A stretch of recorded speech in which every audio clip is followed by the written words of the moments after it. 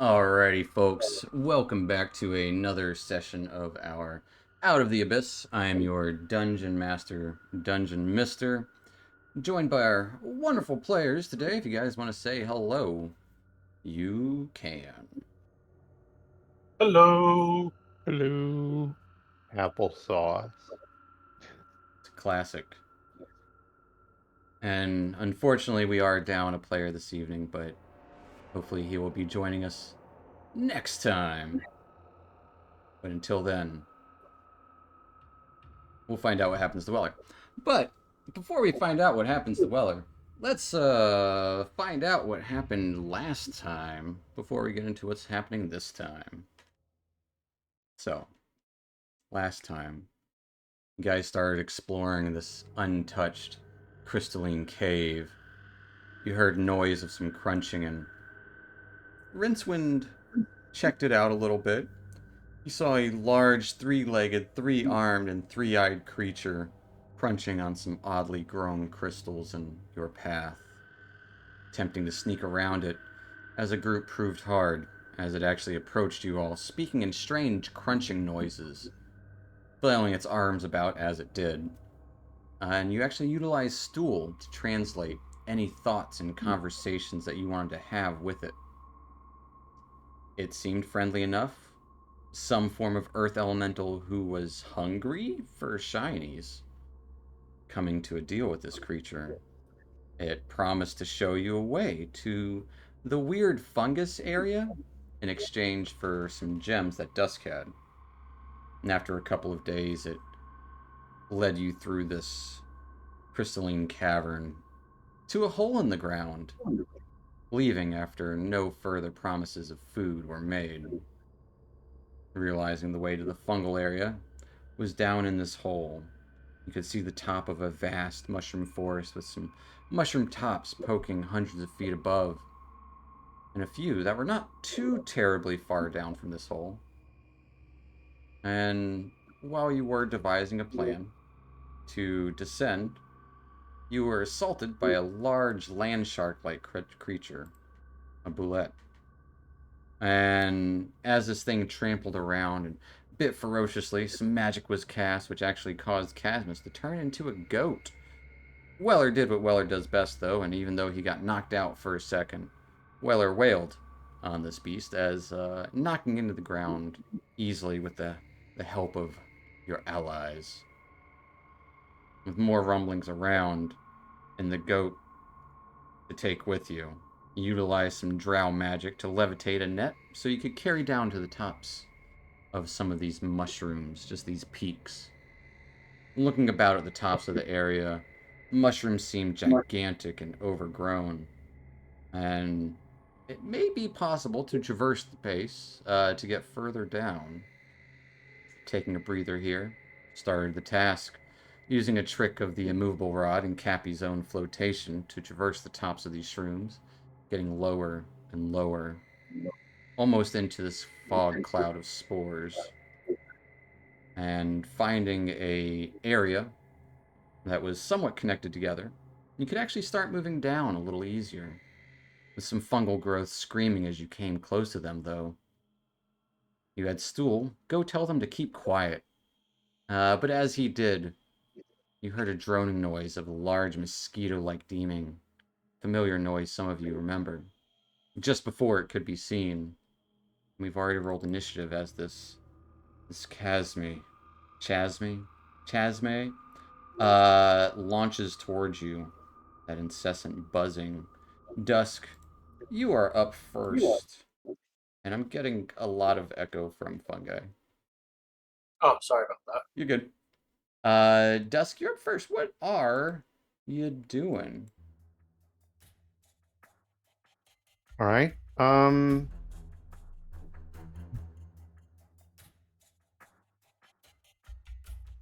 As a bonus action, I will ignite Dawn. I assume I didn't have her ignited with all the jumping shenanigans. Yeah, absolutely. I think that was like the first instinct, like you lit Dawn. It's kind of like where we left it. But yes, you ignite Got Dawn. you. Okay. Um. Hmm. Obviously, since this thing is hostile, I'm going to test the waters, so to speak. Sure. And run up to the edge of this mushroom here. All right. Oh, I can't count. Boop. Trying to get within 20. Yeah. All right. And he'll reach into his pouch and with a smooth motion flick a dart at it. Flicking a dart. Let's see that dart attack.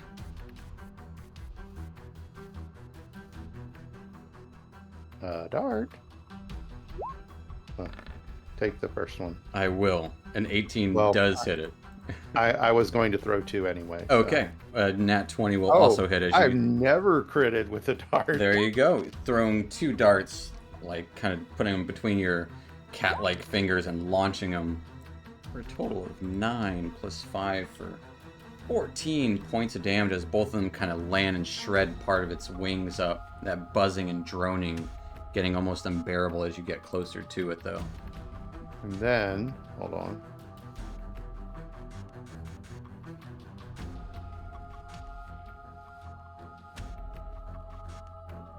And then move back. Hold on. How much speed you got there? 50. Hold on. 5, 10, 15, 20. Monks, 20, am I right? 35, 40, 45. Yeah, I could move back to where I originally was. Okay.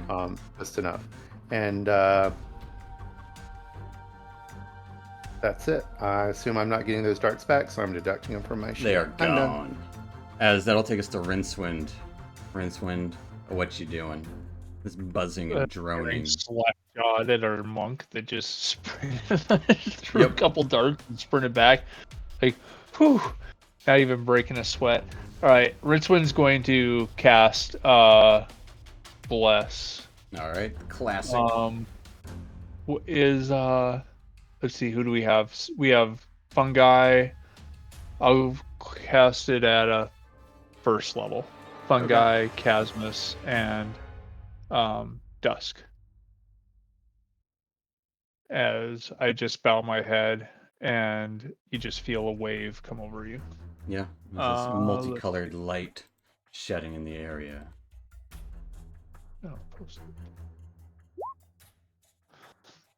And then I'm going to step back here. Let me check my range. And I'm gonna end my turn. All right. As you're ending your turn, Hatchworks is giving Rincewind you the 1 buff, so you have +1 to every single roll for the next minute. Awesome. Thanks, Patch. Thank you. Thank you. Thank you. That'll of course take us to Fungi. What's a Fungi do? Can you hear me okay? Yeah. Is it echoing any better now? Yeah, I haven't heard it. Okay, cool. All right. Be quick about this fungi special. Getting the Activate Shillelagh and Symbiotic Entity and the Shillelagh. gotcha. Spores start drifting around Fungi. You staying put? Well, without a Weller, As you look and turn now I'm towards more Weller, one of the more tankier ones. you would So see I'm just gonna that get up a little closer. you would see that amulet in his place. As you don't remember him disappearing, but the amulet he was wearing is gone, or is not gone, is in his place. Or did Rincewind wearing the amulet? I can't remember.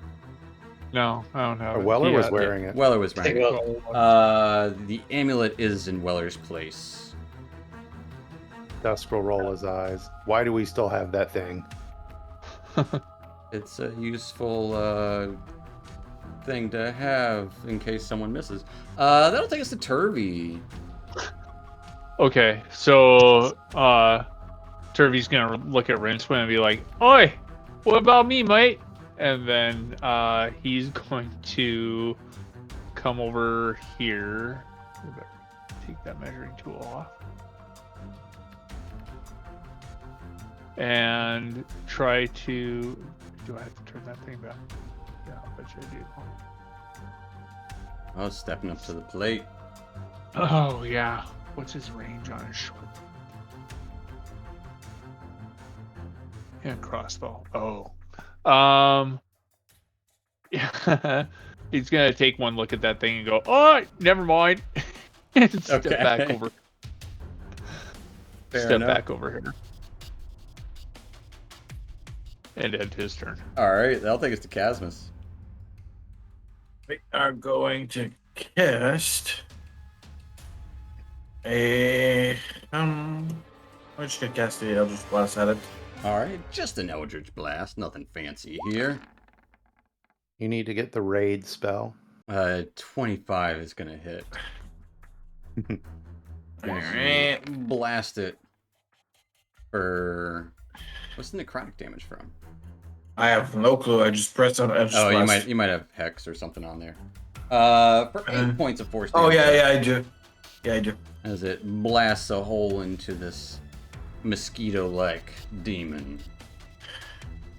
And the second one. Second one just barely hits as it grazes the armored exoskeleton of this insectoid beast. There's 7 points of force damage. It's, what is it? Blue and red multicolored swirl of light. Yep. Arcing towards it. Anything else for Casmus? Nope. That's gonna be it. That's going to take us to the creature's turn. The creature... Casmus, you did a hefty amount. It is going to fly directly towards Casmus at breakneck speeds. It'll make a con save against... You got a nat 1. So it'll take your spore damage if you want. Oh, no, I was going to actually do something. No, I wasn't going to hit it with that. Okay. If it's in my range, I'm going to give it the pole shillelagh? action. Yeah. Yeah, with that one. What's it? Yeah, my range. And, Yeah, 24 absolutely hits. yeah, I'm not even going to bother pulling that. Okay. What does BA stand for? Badass. Badass, yeah. Bonus. I actually rolled the Bonus action? wrong one. It's the same. Yeah, but it's the same. Same It's to the hit. same value. Same +8. Gotcha. Yeah, it would be bad if I rolled the wrong damage. Not really. It's only like 1d6 versus 1d8 or 1d4 versus 1d6. 1d4 versus 1d8. Yeah. It's still for 11 points of bludgeoning damage as you just whack on it. And wait, because I have some back entity, Mm-hmm. it also takes an extra, easily 1 necrotic. Alright, it'll take 12 points of damage as it thrusts its proboscis towards Casmus. Casmus This is getting a gonna suck. 13 It misses. as it misses you. Its proboscis stings into the top of this mushroom that you're on as its wings kind of flitter about, just kind of looking for its next victim. This droning noise. Dusk, at the start of your turn, I need a Constitution saving throw. No. Stool takes a step back.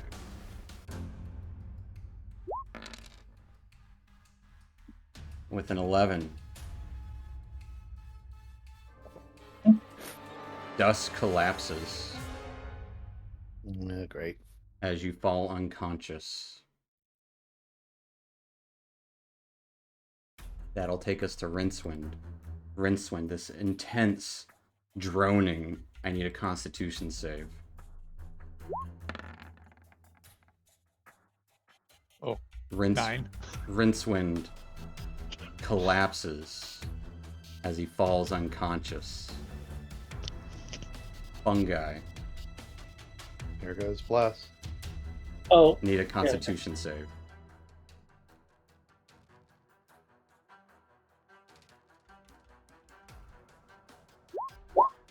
Plus bless, right? I can roll that one too. Yes, please do.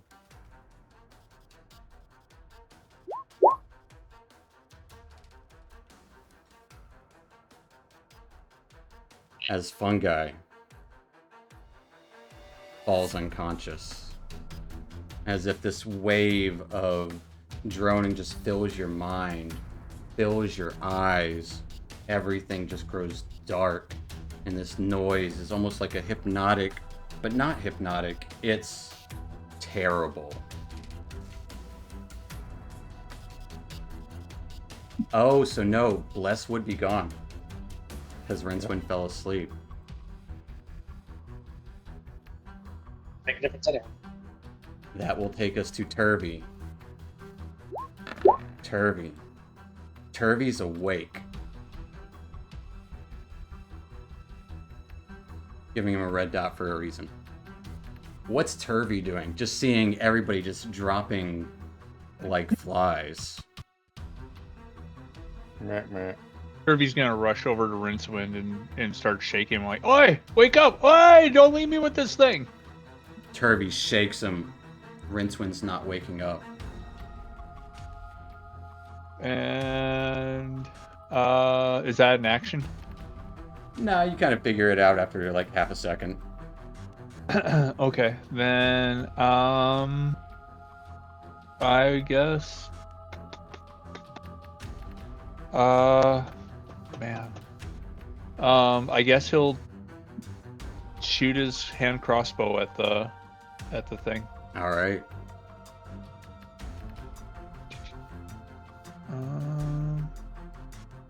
Oh, okay. Return. 12 is unfortunately going to be a miss. As he's shaking, Rincewind and quickly points his hand crossbow. Goes a little wide because just this, again, just watching everyone drop is absolutely terrifying, especially when you're hundreds of feet up on top of a mushroom. And I guess he'll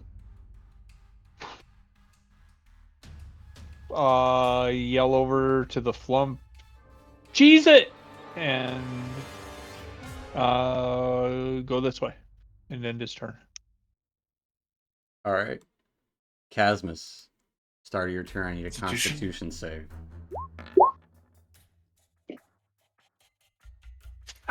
Casmus falls over unconscious.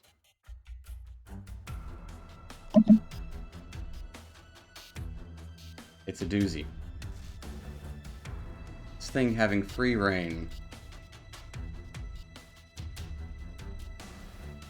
Casmus, you heard it the worst. It's gonna go for you.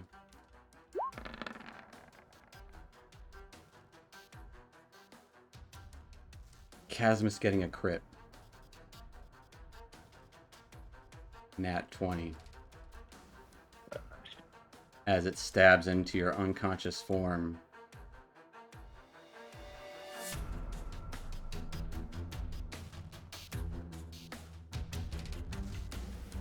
You take...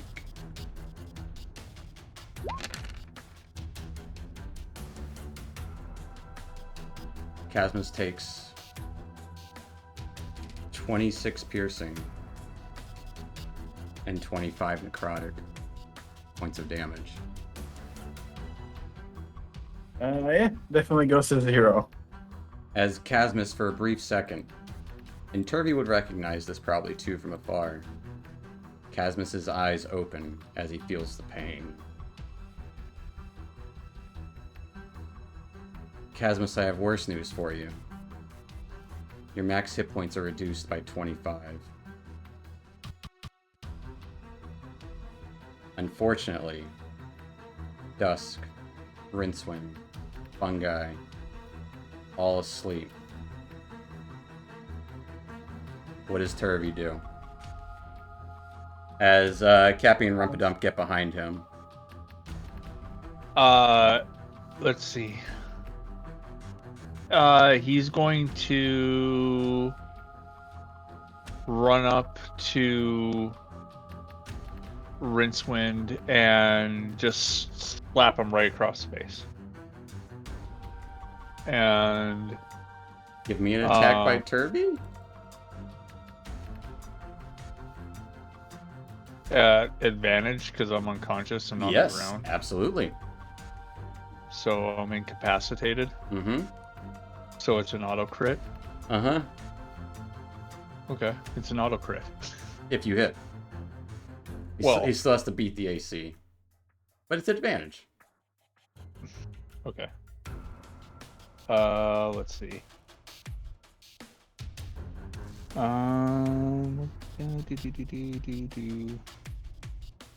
don't know.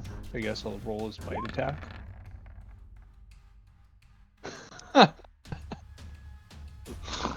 So why not? With A Oh 6. fuck! not wanting to hurt Rincewind too bad. How's he run so far? I don't know.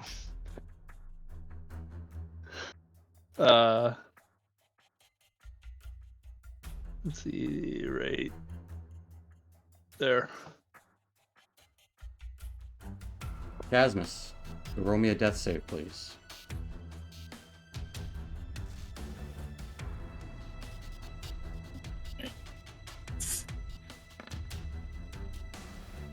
Alright. As the buzzing sees Turvy still moving around, this Chasme is going to launch its proboscis towards Turvy as well. Getting a nat 1. Just this thing like hovering right above him, trying to poke down. Turvy's rolling and dodging. Doesn't land any blows. Again, Dusk, Rincewind, Fungi, all asleep. Well, not asleep, unconscious. Taking us to Turvy.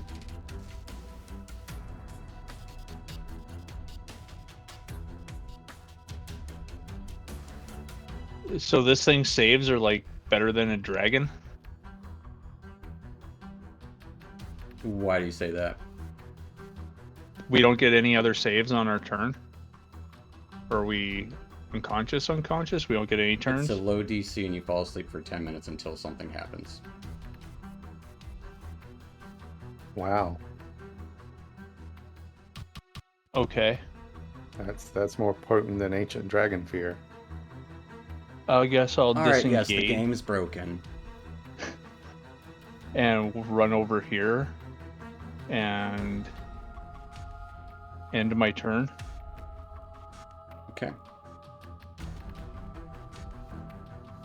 He doesn't have... Yeah, that's it. If Casmus will roll me another death save. Alright. This thing's gonna continue to kind of chase Turvy around. As it'll actually like fly around and like block off that path. By just hovering around the space, seeing you wander. Seeing Turvy. Giving him the runaround. So Turvy will disengage and run back over here. It is gonna hit Turvy. With a 20. Okay. Turvy takes 37 points of piercing damage. Or Turvy's down. Turvy is down as he takes 22 piercing and 15 necrotic.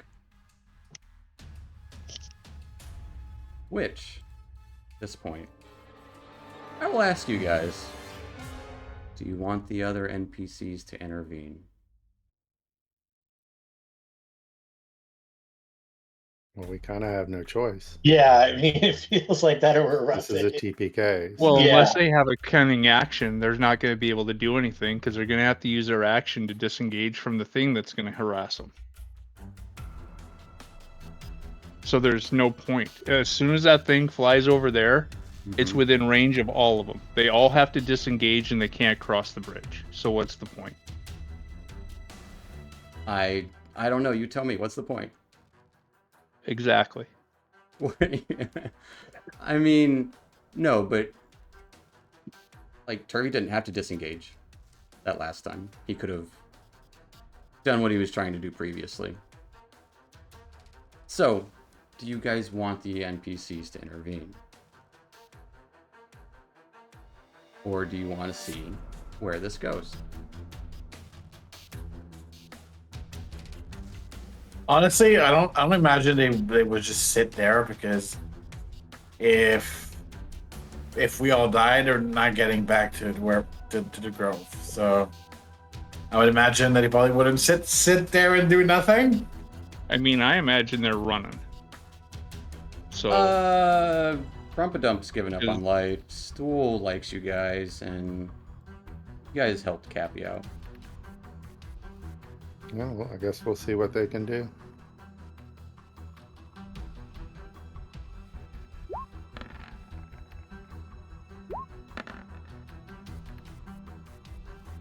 See if they can roll initiative good.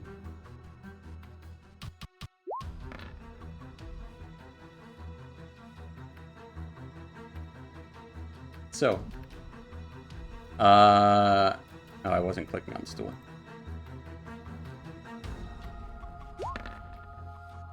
He actually got a 4-2. I'm gonna back it up to Rumpadump.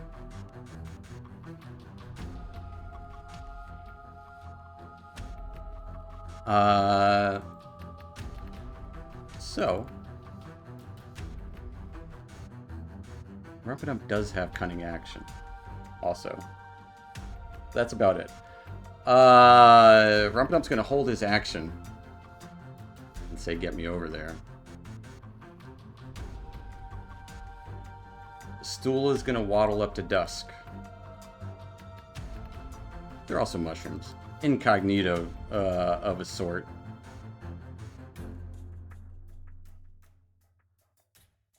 And I need 2d20 on Dusk. So how about this? Dusk, roll me 2d20.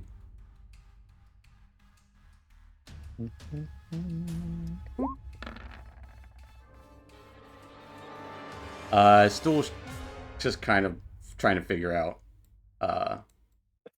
what's going on with Dusk. Which will then take us all the way down. Turvey, I need a death save for him.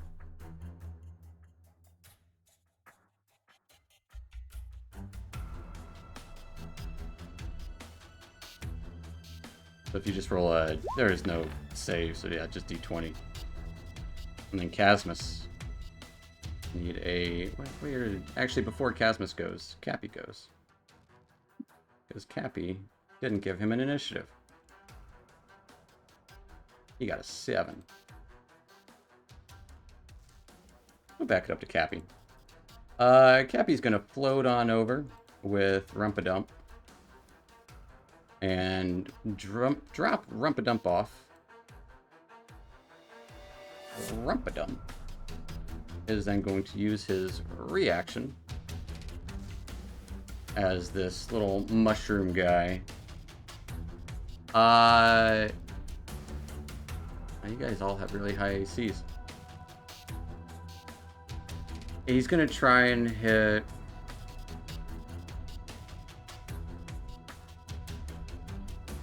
Actually, let's see what would make better sense. Can I attempt to argue for something Let's hear the something. in either way? So dexterity modifiers on armor class don't make sense at this point. I don't disagree. But that's why it's like the touch didn't used to be... There was no advantage back then. Oh, that's true. That's why the advantage now. But... We'll say... Rincewind, roll me 2d20.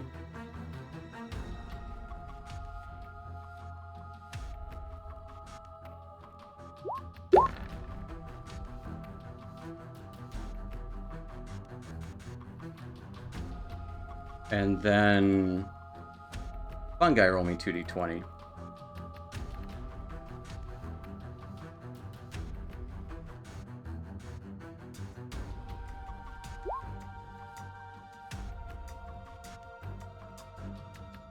Fungi's going to take 2 points of damage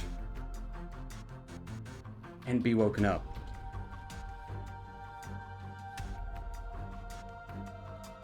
From Rumpadump. As Rumpadump's just kind of hitting you, you would hear this noise coming from his form. Wake up!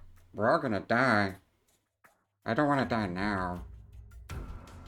While Cappy...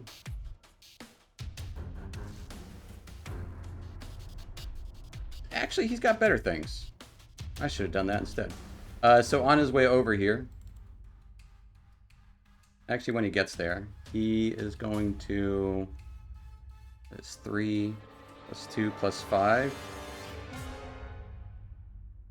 He's still going to miss Rincewind as he tries to electrocute Rincewind with one of his tendrils.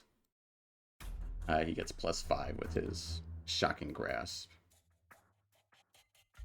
So, as Fungi awakens, at the very least, Chasmus, you roll me a death save. It's going to take us to the Chasmi. The Chasmi, seeing Stool move around, it is going to try to attack Stool. Because it can.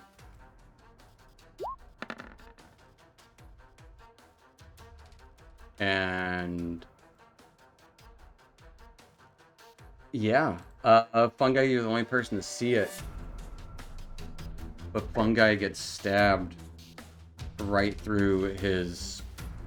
Not Fungi. Stool gets stabbed. Fungi, you're the only person to see Fungi get stabbed. Stool gets stabbed right through the center of his body. And you just kind of hear... Just get to the ground. As the Chasmi just sloughs Stool off into the abyss below. It's going to take us to Rumpadump. Rumpadump is going to... He's going to just step in the middle so he's got options here. He is going to... Tell you what.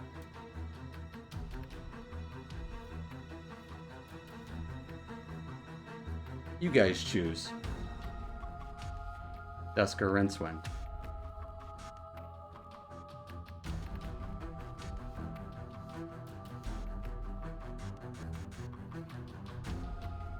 Alright, tell you what. Dusk, Rincewind, roll me a d4. Yeah, I was about to say, the best thing to do is let the dice decide. Alright. Rincewind, roll me 2d20.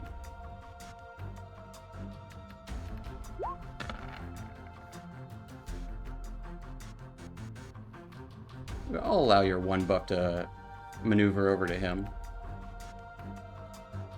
Rincewind, you take 2 points of bludgeoning damage as Rumpadump just punches you on the nose. He And doesn't you're have a awake. nose. He's got a bit of a nose.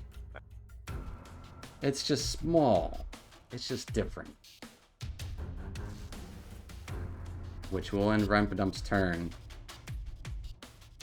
As Rumpadump kind of looking over Chasmus. Oh, he's probably dead. I can help if you want, though. I think Stool's gone. Dusk is unfortunately still unconscious. Rincewind, you are awake. On the ground. Seeing no sign of Stool. Cappy electrifying kind of tendrils floating about. And Rumpadump just kind of punching you right where your nose would be. Okay. I'm going to use half my movement to stand up. Alright. And then...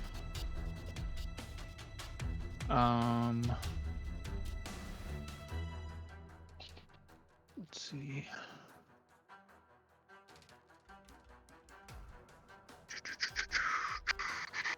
How do I want to do this?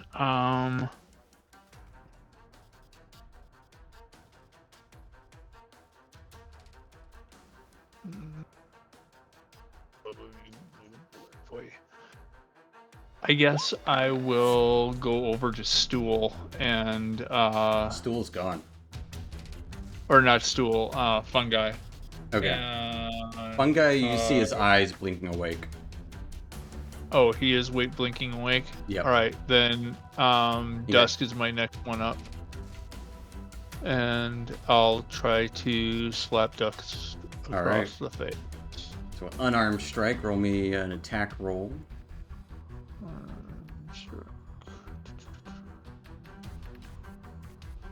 I don't know if I have unarmed strike. What is it? Just a dexterity roll? Plus your proficiency bonus. Okay, we'll just do that. And it does 1 plus your strength. You do have advantage on it.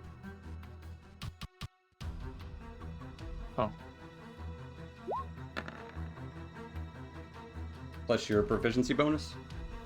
Yeah. It's 3, so a 19. That is it. What is your strength? Yeah.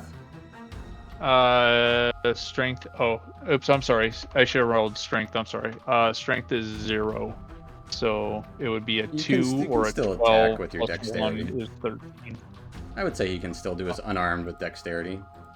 Or you can just stab him. And the 1 buff is 17. So are you using your strength then? Well, not if it's gonna miss. I mean, So if you're using the dexterity, then Dusk will take double of 5, so 10 points of damage, but is awake. okay. Any fort in a storm at this point. I'm gonna yell at him, "Wake up! We gotta get out of here!" And I mean, The creature does Well, look we're pretty having hurt, I will say that. You guys Okay. did mess it up before it got there.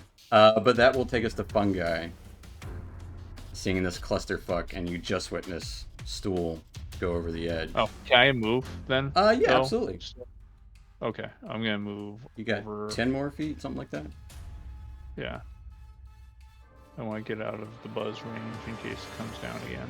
It is still right there, hovering next to the troop. So you're awake from Okay. it, and you can't be affected by it anymore. Oh.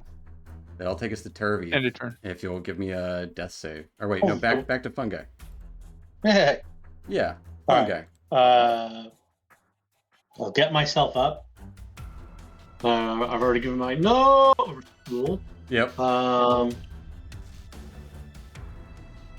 And I see Casmus is like leading out. Yep. Get up, buddy. And heal him for 7 points. All right, Casmus, you get 7 hit points. And then I'm going to get right up in front of this. Actually, I'll stand over Turvy if I can. Sure. So I want to give us some room, need be, and take a whack at this bastard. Take a whack. Your Shaylaylay still going. 17 hits. Oh, it. yeah. Figures. Take So he also gets another. Plus does your symbiotic entity thing continue going when you go unconscious? Yeah, it only goes if I lose my 10 points, which I didn't after Gotcha. 10 minutes, or if I use my wild. It'll take 9 points of damage. How terrible those rolls were. Anything else for Fungi? Nothing left. Turvy, I need a death save.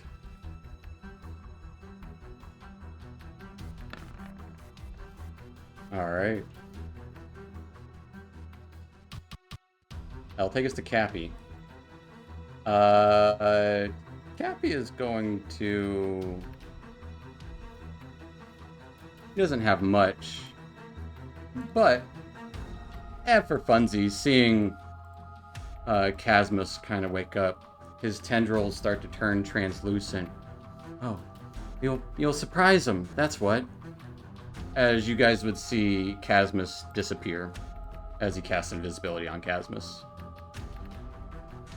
Casmus, I'm not gonna. you're I'm invisible. not gonna say no to that. He turns you invisible and then just kind of floats around. Casmus, it's your turn. So I got advantage if I'm attacking him. If you get up, all of your attacks, you're invisible. You tell me. What are you doing?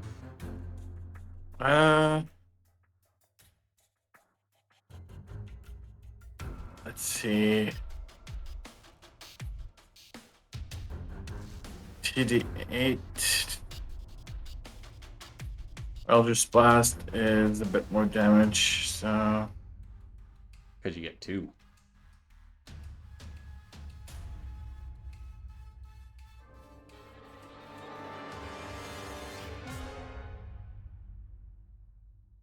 let's see.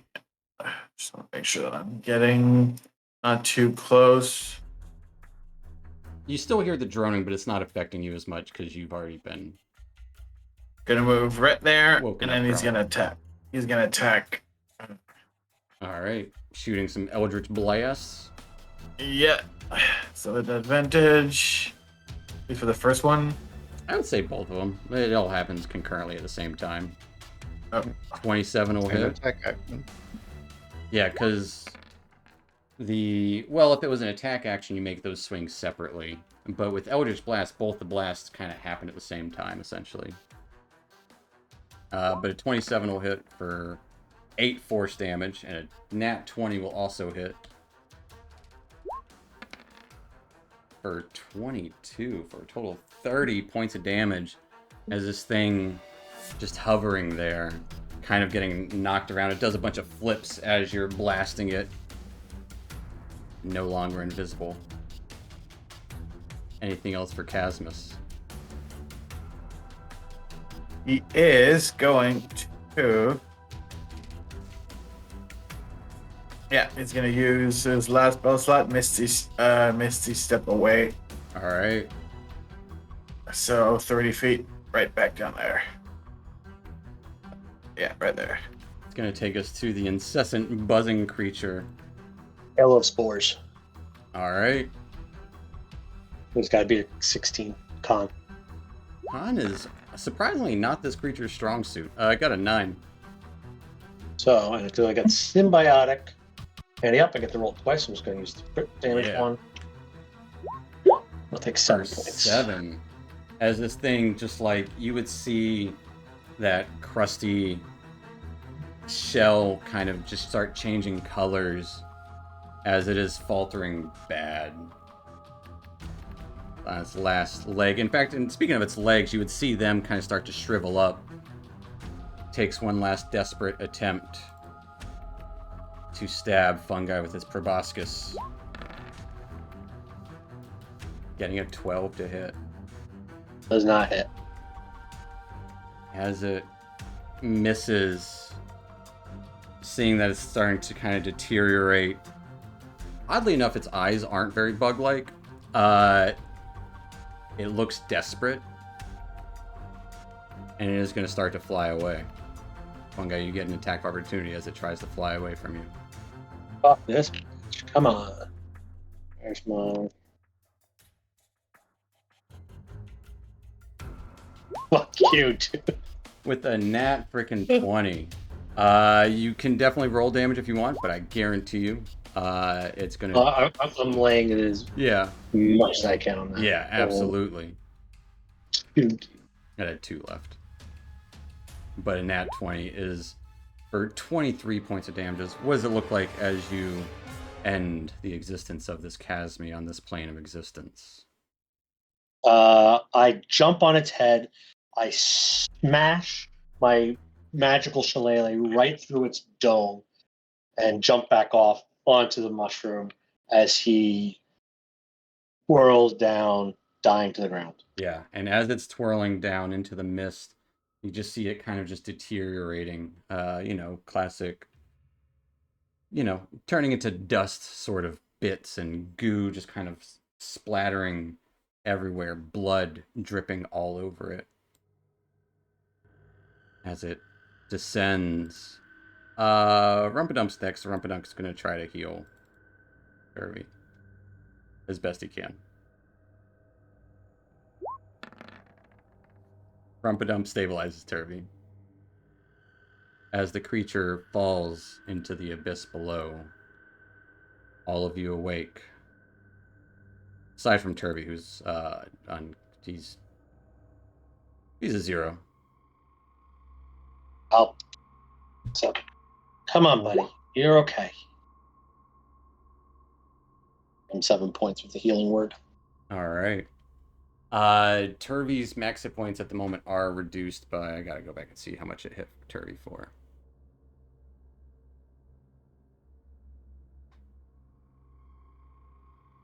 $15.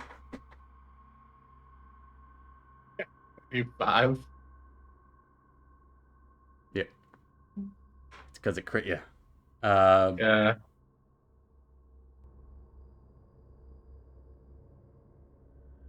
Rumpadump will... Tusk is. Go ahead. Oh, sorry. No, you I go was ahead. just going to say he's going to do that. Cat gets up from a nap, way too long stretching maneuver before he seems to understand what's going on around him. And Rumpadump kind of just spreads the spores around. I think, I don't know, we should probably get out of here. I think Stur's dead. He got stabbed really good by the thing's pointy nose. Do you know how to get down? Well, we were on our way. And he kind of just points along, like, kind of the outstretched path of mushrooms slowly heading down into the fog.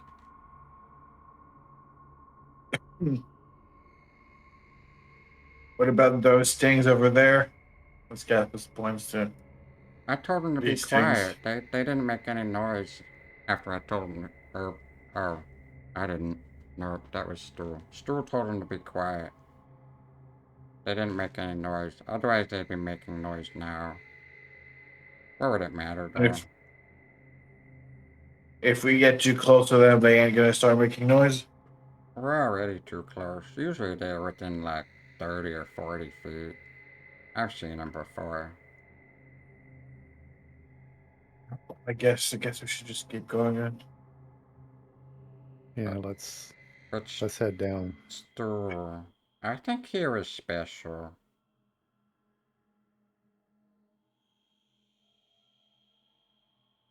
Poor guy.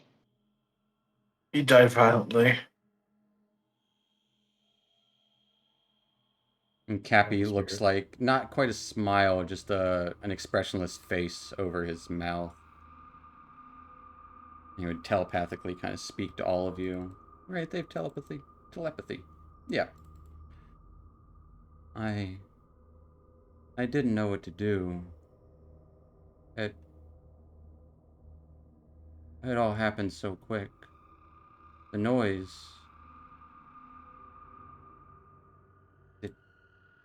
It almost got us. Actually, I forgot Cappy should have gone down the last round.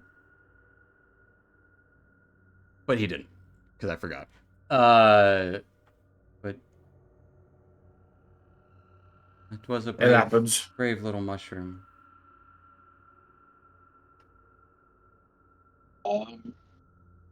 Funga's gonna check over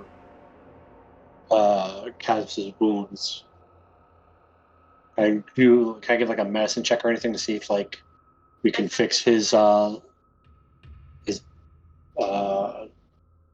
point problem? Vitality. Him and Turi both have like giant holes that just aren't healing. And it's just Yeah, I'm like examining dark energy around both it. of them. Give me a medicine check. Yeah, Tusk will examine Turvy as well. Yeah, both you guys give me medicines.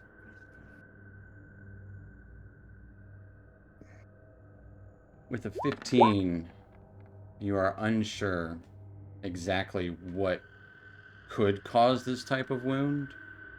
It's an odd combination of necrosis, and it's just like a hole that just won't heal. It's just covered in blood. Dusk, with a slightly better understanding, it'll probably get better in time, as most things do. Or it won't, and he'll die. But you imagine it'll probably get better in time. Oh, good to hear. Send Dawn a mental message and ask her if her restoration ability would be helpful here if she feels. I don't have anything for something that great. Think she has lesser restoration? Yeah. Yeah. And not here in the darkness, at least. If I were dwelling in the sun, maybe. It's been so long, though. Let's head towards the ground and get to where we can, in a more defensible manner, evaluate what's going on. And pick up the necklace, All right. snarl at it, and shove it in my pouch. Fair enough. Everyone kind of regrouping after this harrowing incident, which only really damaged a couple of you guys pretty severely. A couple more, not very much harm, but just that experience of not being able to do anything. Feeling of uselessness. Kind of sets the mood of this trek down the tops of the mushrooms. Being careful of the other mushrooms to not alert anything. Eventually the crystals would start to fade as you start to get into the fog, which is less of a fog. It's more of just these tiny spores creating clouds. Not quite clouds. There's a little bit of solidity to them. Seeing these bits of glowing, and it's not quite covering the ground. It's more like a blanket over the sky that's about 150 feet up as you're starting to make your way down these mushrooms. Coming to the ground of this place, there's some walls that stretch up 50 to 100 feet. Some stretch up to the cloud. You don't see a ceiling anywhere. Various mushrooms and moss fill almost every inch and corner, nook and cranny. Strange vine-like growths. You occasionally see bits of rock here and there.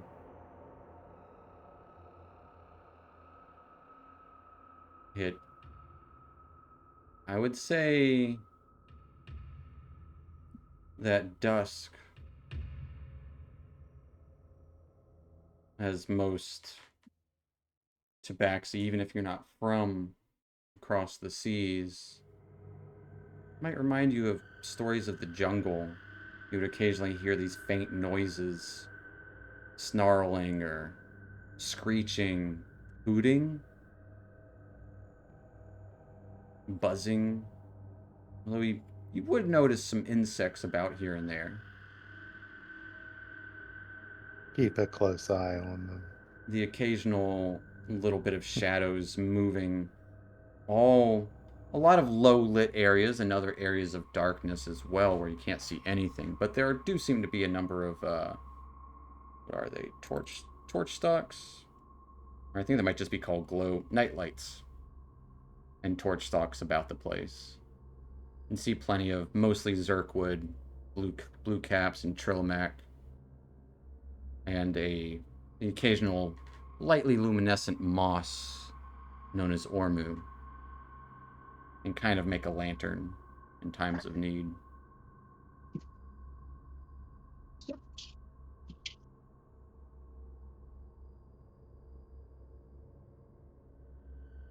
as you get to the bottom of this place. How do you proceed? Or do you just try to look for a place to bed down for the night? Trying to see if I So- can gauge, based on where we are, Stool might have fallen anywhere near Yeah. around here. Exactly. Stool would be back the other direction. It's not like not quite like a spiral down, but give me I guess it'd be a survival check to try and gauge where he fell.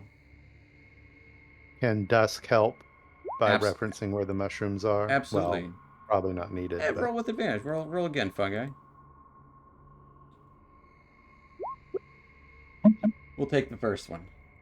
With a 21, I think maybe if you travel about an hour or so underneath these large this mushroom bridge essentially that goes up into the clouds.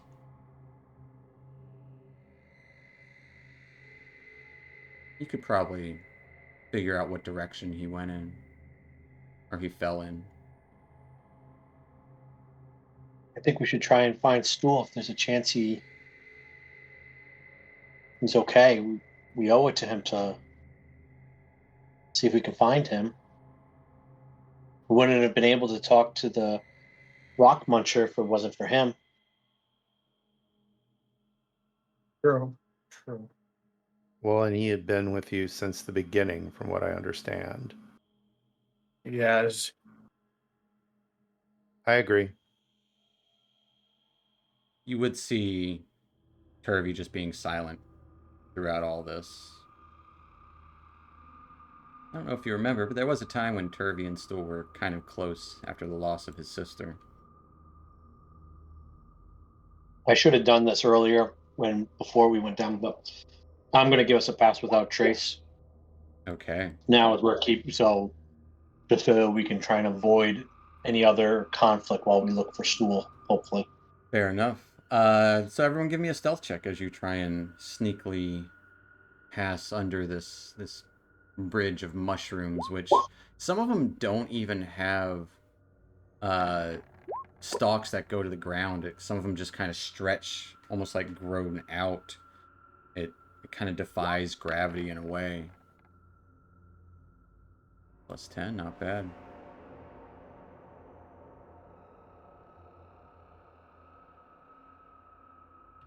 Who are we missing? We're not missing anyone on there. We're missing a person tonight. I keep like, that doesn't seem like enough rolls.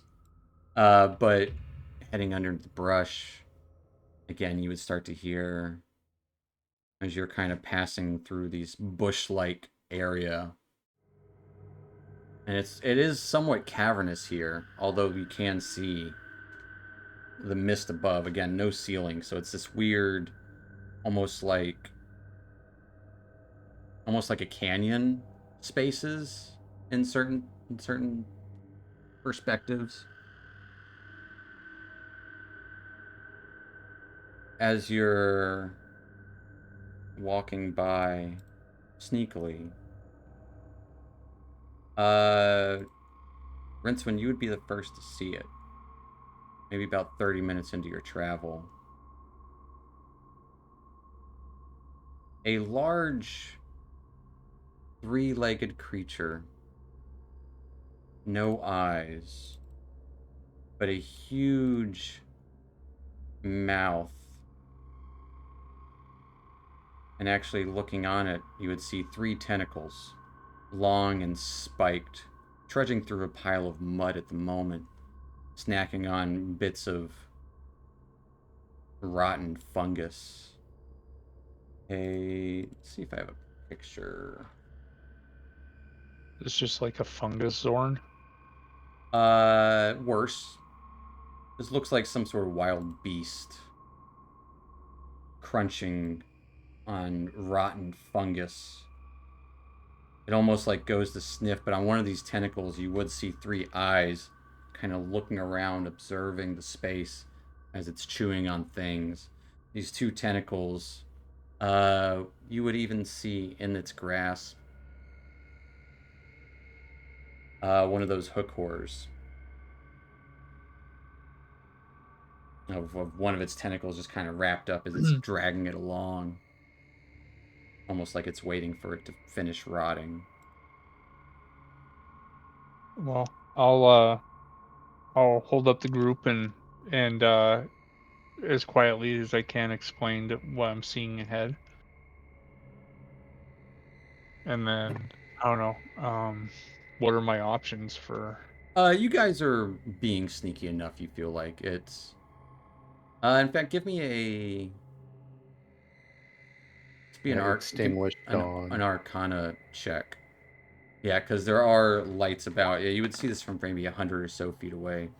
With a nat freaking 20, yeah, you would have heard of these creatures. These are aberrations, creatures not of this realm, called Odiugs, often used Okay. as essentially trash receptacles, will eat anything.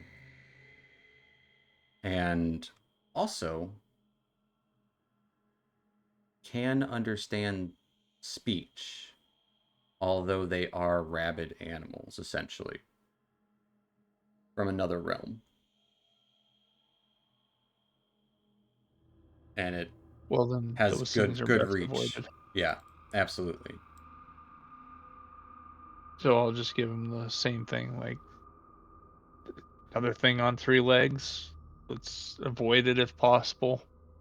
And I didn't even I make don't know. that connection. It has 3 legs. It does have 3 eyes in one of its tentacles, and 3 tentacles. Right. That's crazy. Yeah, So I we'll didn't know do where it to the same fight, way as so the let's rock. avoid. What was that? Casmus. I said I ain't in no shape to fight, so yeah, let's avoid it. It's your destiny. You must engage it in single combat. Yeah, it's now or never. We'll be rooting for you, buddy. You only get one shot. All right. So Yeah, just kind of just something you notice along the way, not necessarily that it's in your way. Just showing you that yes, there are very dangerous creatures lurking about.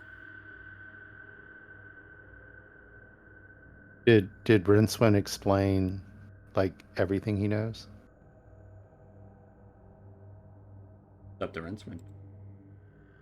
yeah, I don't see why not. I mean, quietly. But yeah. Gus kind of wrinkles up his nose and he says, time and time again, we seem to be encountering things that are not of this Underdark. Seems there are horrible enough things here. And he'll look down at his pouch and say, everything is horrible down here, right? Everything is horrible down here. So I don't know what more needs to be said about that, but this seems to be an ongoing problem. Well, yeah. I mean, this certainly doesn't come from this area. That thing, I don't know. But the Underdark is it wouldn't weird. be uncommon for this creature Yeah. to have The to be Underdark is lurking. weird. It's got all kinds of things that don't belong here. It's got mind flayers and that thing that was munching on the diamonds and that thing over there, and I mean most of the population of the Underdark are supplants from the mind flayers. So I mean, but Is it I will normal to find the wholeheartedly demonic agree. down here? I will wholeheartedly agree that is weird. That is weird. I don't. I mean, I wouldn't. In all my briefings, I've never heard of these things being here, and it seems like there's an inordinate amount of like demons. Briefings?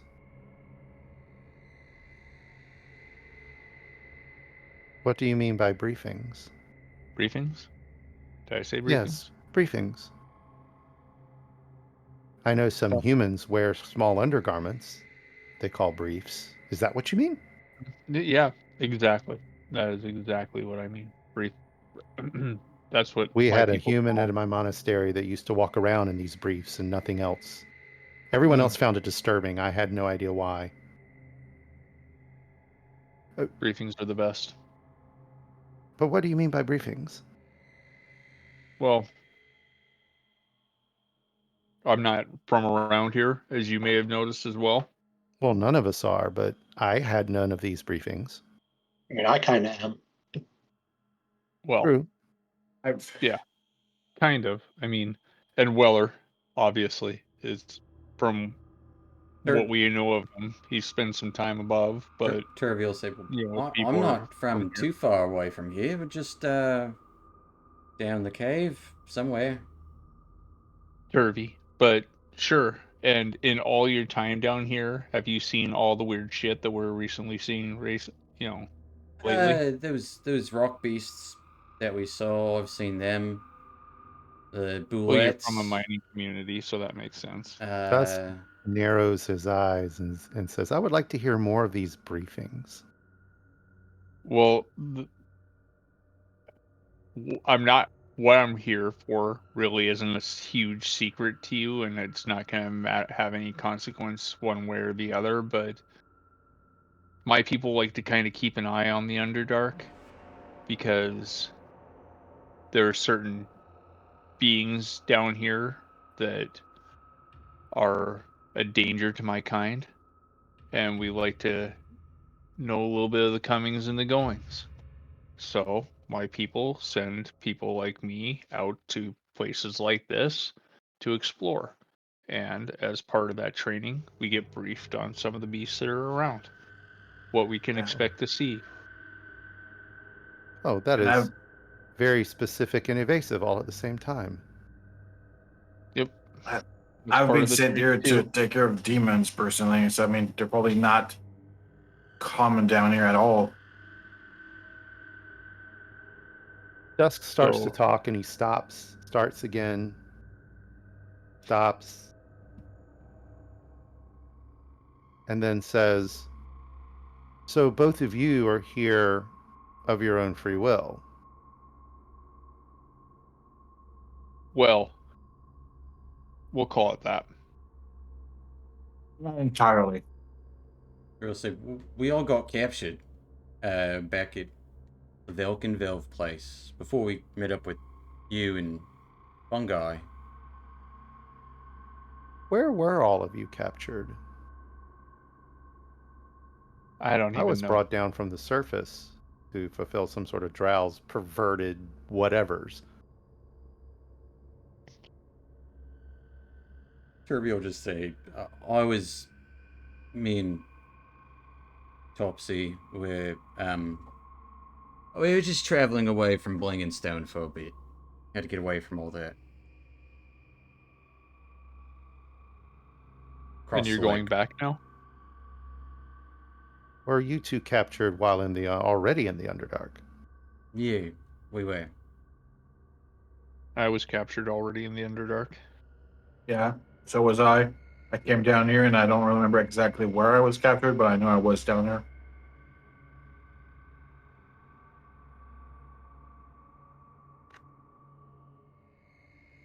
Same. They only had a couple of surface dwellers with us. I think they were going to take us back to Minzubarinzen or whatever. Not exactly sure what Weller was doing. I don't think Weller knows what Weller was doing. Well, not anymore. I'm really So, sorry you guys all had to go through that. slowly turn my gaze down to Fun Guy. So, what brought you to the attention of the drow? Me? No. Duskier just came by my house, and I figure I just help you guys get home. Once it's all done, I gotta go back to my place. So, this is just like a leisure hike for you? No, you guys needed help. I think all done means something different to all of us. Well, I figured, you all seem to want to leave, so get out to your homes. So I think it would be advantageous for us to all be a little more forthcoming about our goals here. It seems like it's more than just my goal of leaving this horrible place behind us. No, my goal is just to get you guys home.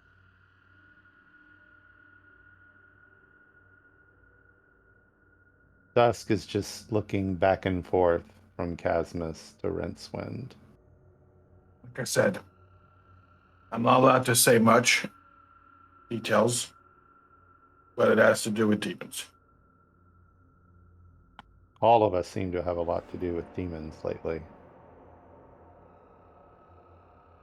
Well, why I was here is compromised. So I need to get back to where I was. You obviously saw what happened to my partner. I need to report back and tell them about what's going on here. That's my goal. My goal doesn't interfere with your goal. If we end up having to part ways at some points to fulfill so that we don't interfere with each other's goals, I'm fine with that. I will not interfere with yours if you don't interfere with mine. Well, I need you to understand that I'm bringing this up not out of a lack of trust, but simply to understand. Because should you need to act on your goals, it would be better if we understood a sudden change in behavior. And by that, his gaze lingers a little more heavily on Casmus. Elspeth would wrap up. And by that, I It's mean not, uncomfortable cat stare. yeah, Dusk, it's not that I don't want to tell you. I cannot tell you. Hmm. I would break my vows.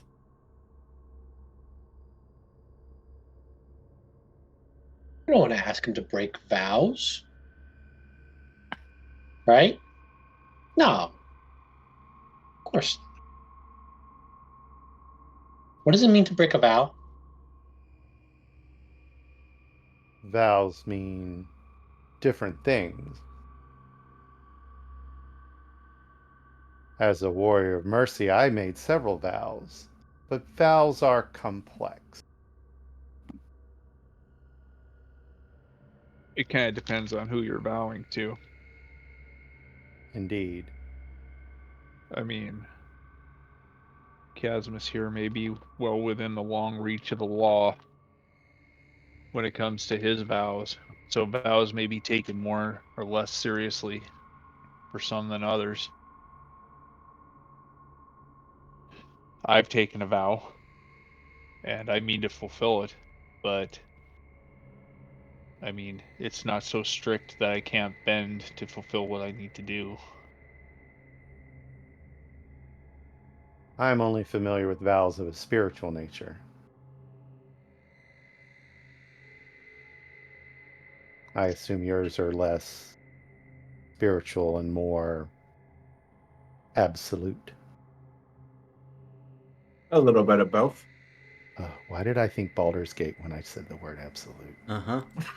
Um, Yep. I was thinking screwdrivers, but to each their own. well, unless it results in something horrible, I'm willing to help. But I can't help unless I understand.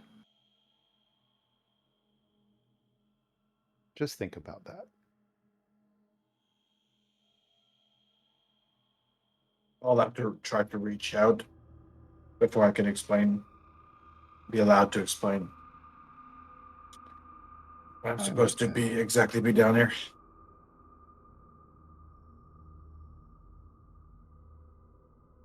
Well, I suggest we proceed forward and attempt to do right by our fallen companion.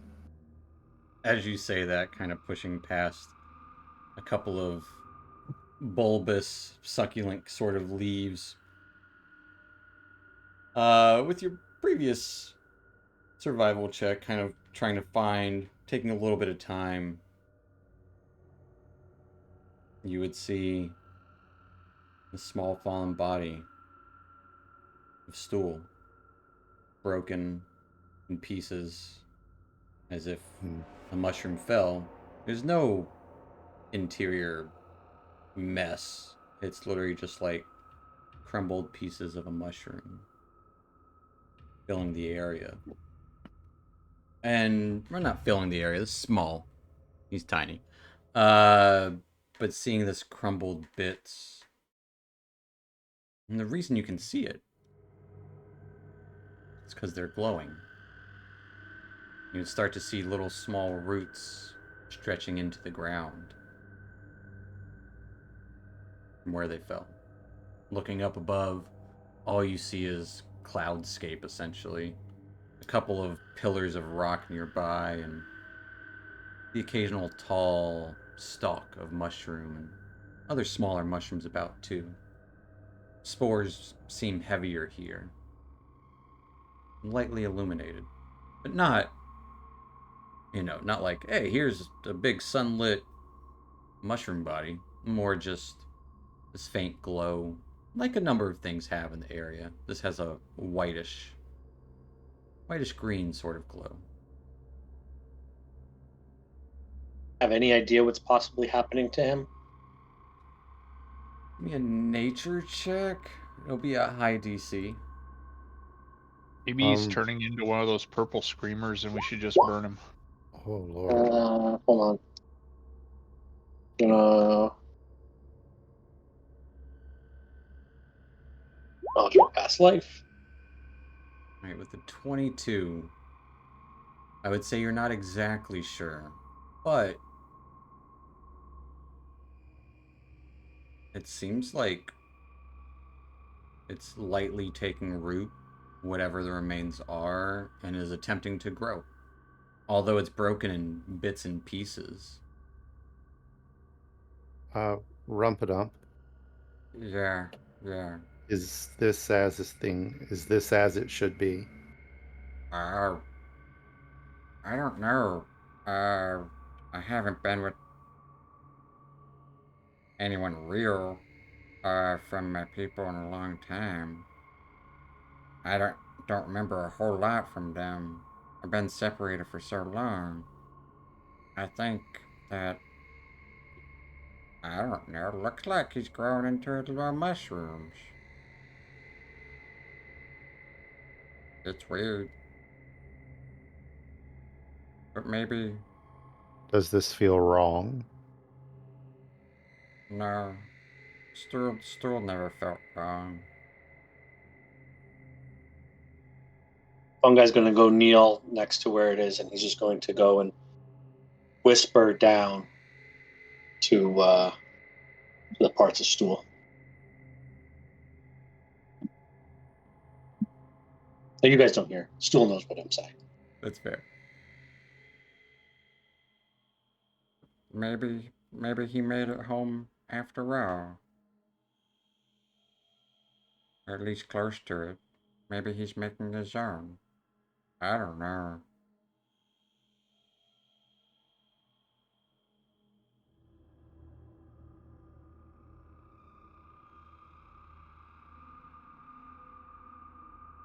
I'm also going to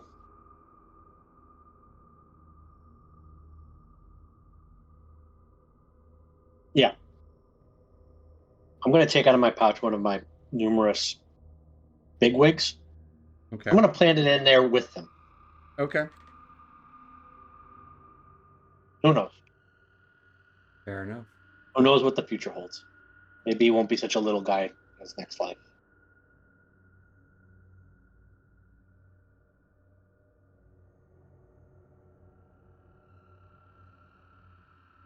I don't know. I still think we might want to burn him. Why would we burn him? Well, I mean, that way we know it's dead. There's a whole lot of evil stuff that's been popping up lately. I mean, I don't know. We just ran Yeah. into a bunch of screaming purple mushrooms right before we almost all got killed. Well, those are normal. Oh, those are yeah, okay. I mean, I'm just saying, strange things are afoot. Sometimes it's Not stool. I better hear to what you're saying, but farm. I don't feel anything evil with this. This seems to be what mushrooms do.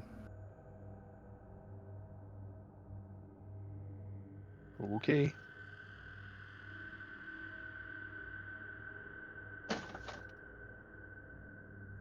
Let's move on. Yeah. We need to find some place where we can recover. Make some camp. This place does seem a little sheltered. There's cover by several pillars around. So while it's not like an enclosed area where there's only one exit, but there's plenty of brush, or at least semblance of brush, like thick, like almost orangish colored, like heavy succulent type plant mushrooms kind of filling the area. So it does seem not horrible place to hide here. Um,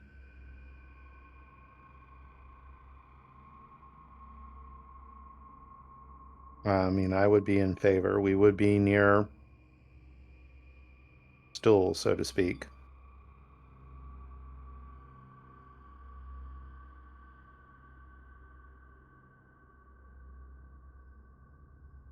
Do you all wish to rest here?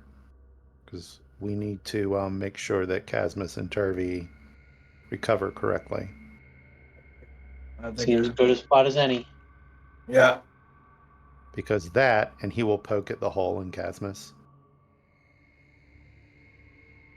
looks wrong.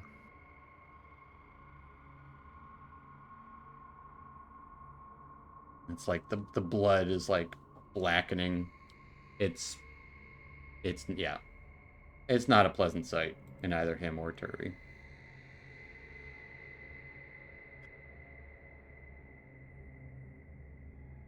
I mean, I don't know. I'm kind of torn between, do we try to get him to the Grove and maybe we can set up there? I still don't know how far away we are. Or do we risk spending a lot of time here and they Probably days away. potentially getting worse? Okay. Yeah, Well, you definitely that's like when you that. referenced your map last time, you would have been like 5 or 6 days away from the grove itself. But this does seem like outstretched area of the same area kind of. You're in the suburbs, or rather the rural area.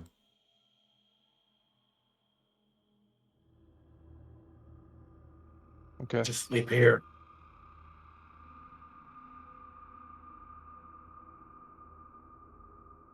All right.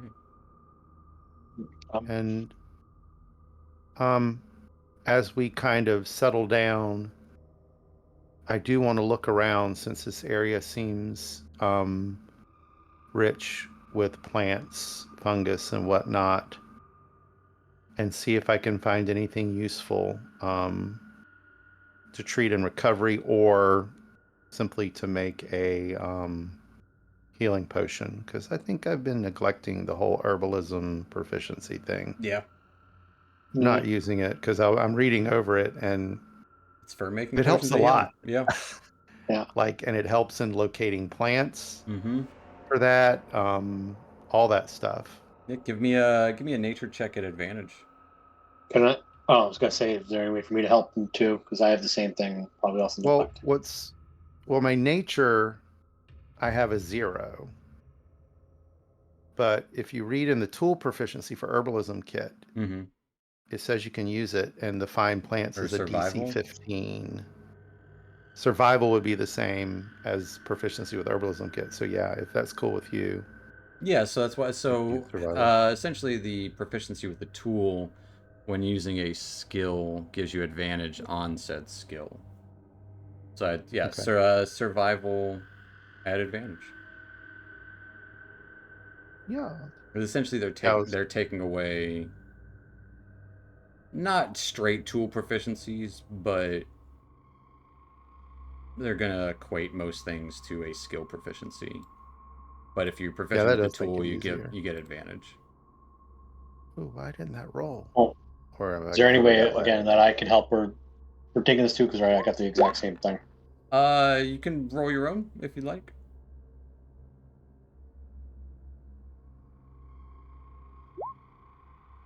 Yeah.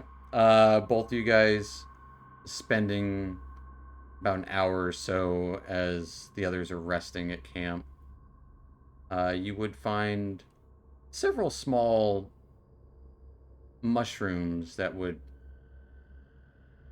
kind of serve the same purpose as ingredients for a potion of healing. So you'd each have 25 gold worth of potion ingredients for healing Cool. potions.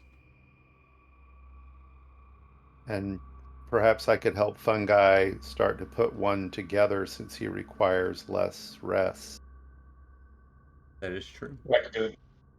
And he could spend more time paying attention to it, and I could go into the watch rotation and get more sleep.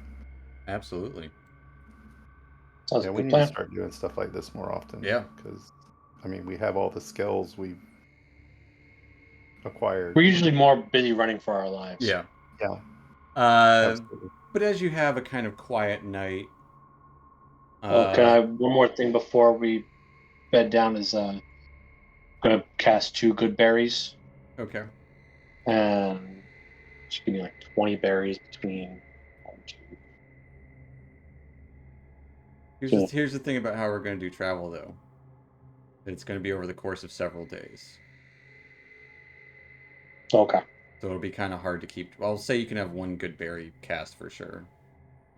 But depending on, like, you don't know how many spells you're using the day before on random mundane things. But I'll say for sure you'll have at least one good berry. Or one cast of it. Cast. All right, so let's just say then everybody. Excuse me, Casmus, Rincewind, Dusk, and Turvy each have 2 good berries then in our inventory. Fair enough. Good mushrooms. But as you rest down for a quiet evening, Fungi, you can essentially finish the brewing of a single potion of healing with the help of Dusk. Dusk will have a later start to the day, but you can absolutely finish brewing a potion by morning. Well, equivalent of morning, as you get a long rest through the night, hearing these sounds popping up here and there throughout, and these occasional bursts of light, multicolored, and off in the distance, almost like, like bombs or missiles exploding in the air, but not quite loud.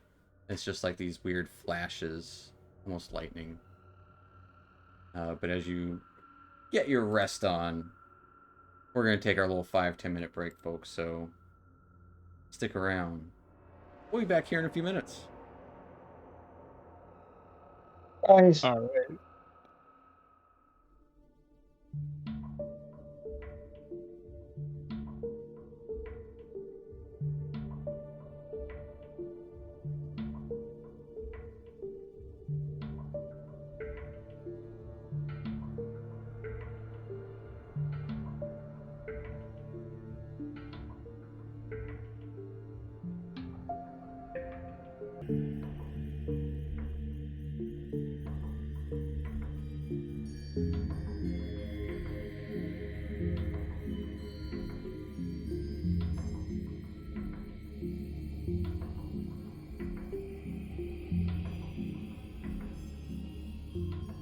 Alrighty, folks. Well, welcome back to our Out of the Abyss. And last we left off, after a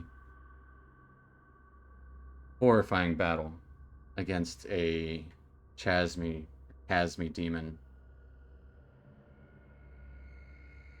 stool fell into the abyss below. After the demon was dealt with, you guys traveled down into this jungle of mushrooms. Eventually found his body growing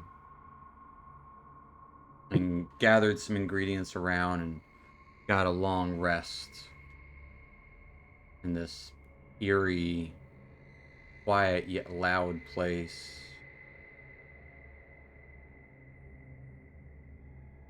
You have a journey ahead of you still, just to get to the center of the place. The Grove. Waking the up in the... next, Yeah, go ahead.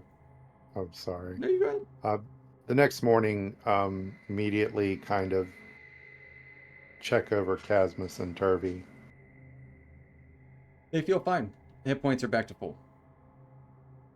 And their wound looks like it's healing. The wound looks like it healed over completely. Unrest. Perhaps Casmus should carry our newly brewed potion. Yeah, I still have but one other, Actu- but Casmus seems to constantly almost die. Get stabbed a yes, lot. yeah. That's would actually reach into the bag and take out a potion of healing that's left in there. Well, leave that, but take the one we just brewed, unless Fungi has an objection. No. I was actually about to say I was going to let you have it. I believe All he's the right. only one of us that cannot enact some form of healing. Well, I can, but I got have someone. Unless you want me to punch you in the face more often. I mean, if you have to, I mean, you have to. For the first time y'all have ever seen, Dusk will grin. It's full on Cheshire Cat, too. He's looking forward to it. He cracks his knuckles.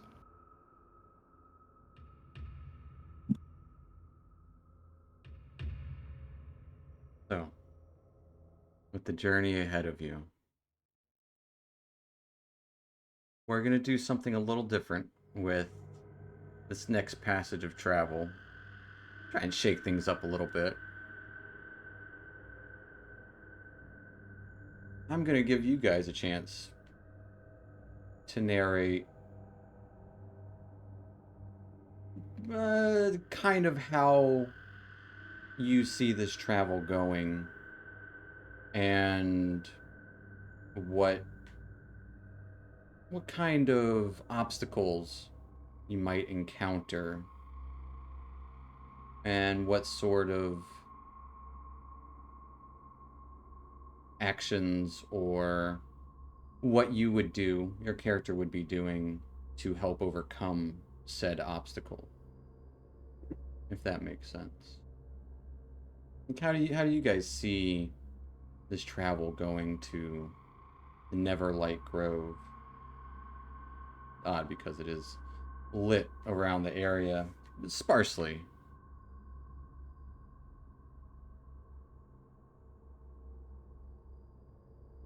On Fungi's head, everybody's doing a lot of skipping.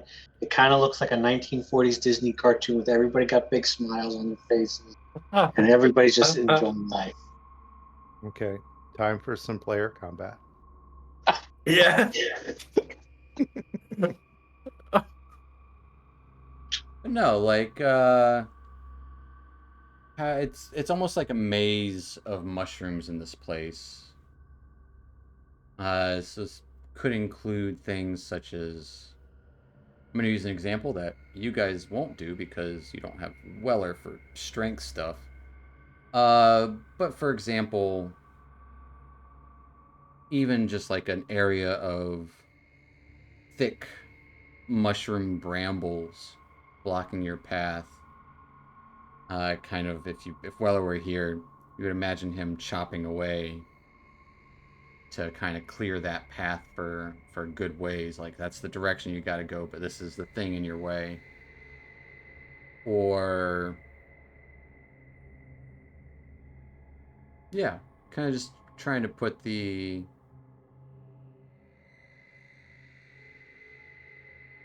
illustration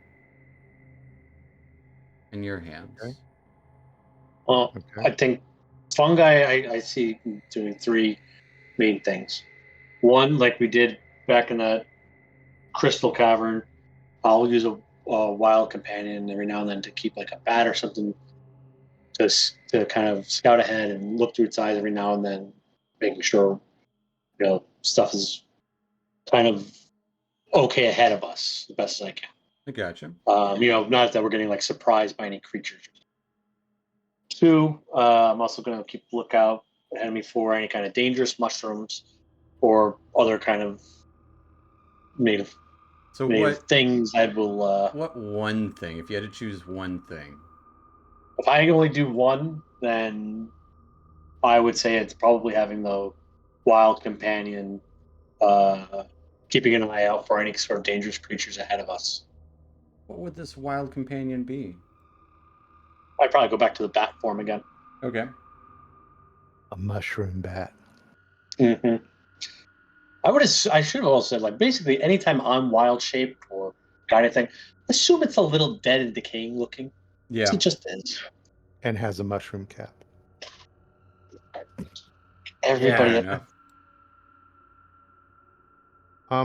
So you described this area as becoming almost more jungle-like. Yeah. Yeah. And I mean, it could shift and change as you go through it. So this is about as close to Dusk's natural element as we're probably going to find down here. Yeah. So he's going to kind of be a little all over the place. He's going to be ducking in and out, both in front and behind the party. Moving sporadically. He's kind of going to be scouting all over the place. All right. And what he's going to be doing is, it doesn't look like he's doing anything, but what he's really doing is darting around, continuing to look for more useful herbs, mushrooms, plants that can perhaps once again be useful collecting for a potion of healing, but also looking for things that might be useful for other types of uses. Absolutely. Uh, So I guess boiling it down to yeah. looking for herbs. I gotcha. What about Casmus and Rincewind? You got a fungi essentially kind of scouting ahead with this familiar, looking through its eyes occasionally, being on the lookout for dangers ahead in the path. Dusk looking for foraging essentially.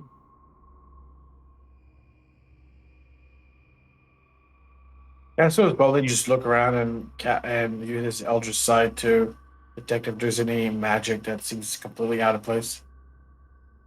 Looking for Occasionally, magic out of place. like that's not for his ass. That's not like All right. Elaborate. because I mean he knows that there's for his ass down here, but if Yep. there's any magic It's everywhere. that would not feel like for his ass, that would be a lot stronger than just the Bearzest is occasion. one of the stronger magics you felt down here. But I know what you mean. So you're looking for something Out of the ordinary down here. Gotcha. Okay, just strictly looking for magic. For any schools of magic, that is, yeah. Okay.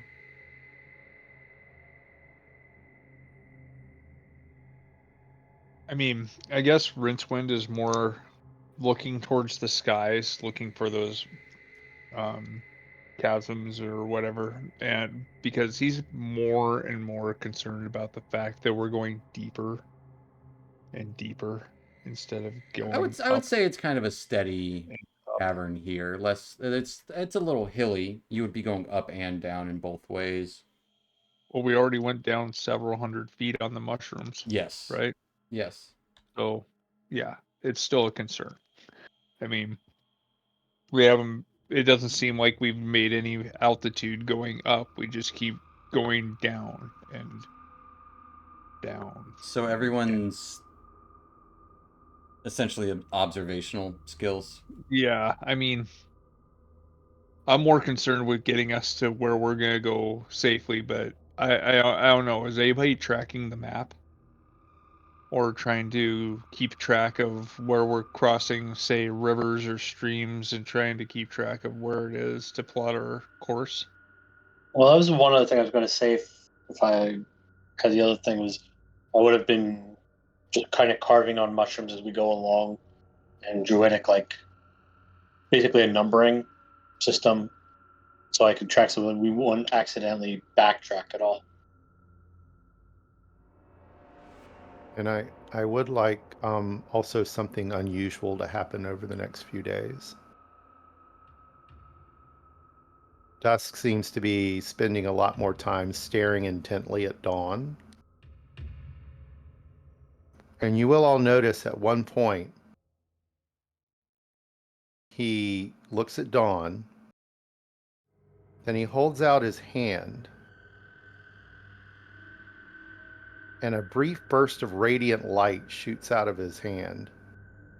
And he seems surprised by this, and he backs up, stares at his hand, looks at Dawn again, and just keeps doing what he was doing. Fair enough.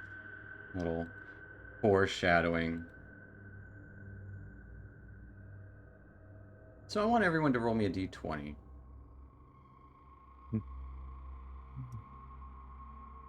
20. Ugh.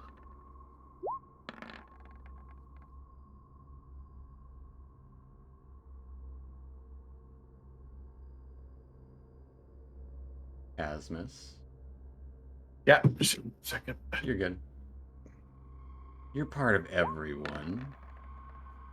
That one. All right.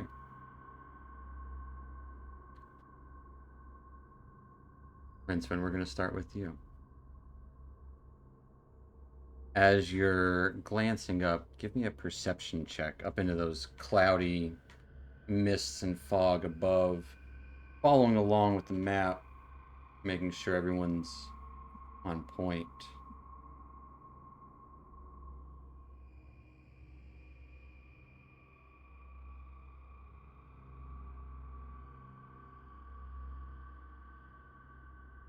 Give me a perception check.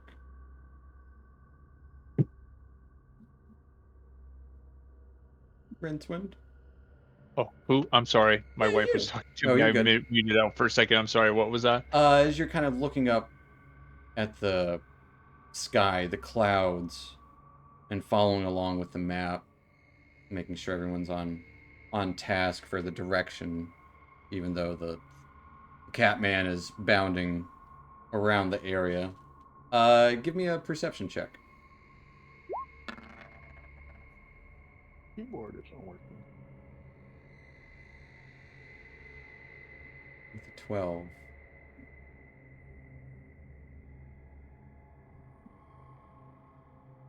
You would notice odd thing. You know, it only looks odd because on the walls nearby, you would see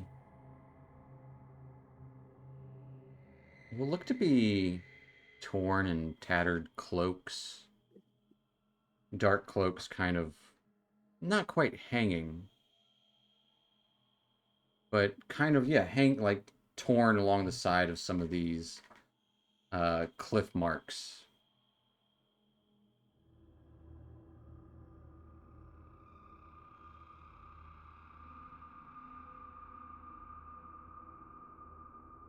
Strikes you as odd and interesting. And then you see a full cloak just kind of laying across the side of a pillar shooting up into the mist. It's about 20 feet up. Maybe about 70 feet away. Okay. Um. As we're skirting along the edge, I mean, whoever's the closest to me, I'm gonna because I am typically my spot would be towards the rear because Mm-hmm. I can still see further than everybody else. Absolutely. But whoever's in the towards the rear with me a little bit is I'll say, hey, we're gonna come up ahead and you're gonna see this stuff. And there's a pillar, and it looks like there's I don't know, maybe something on the pillar that, but you mind if we edge in closer and take a look?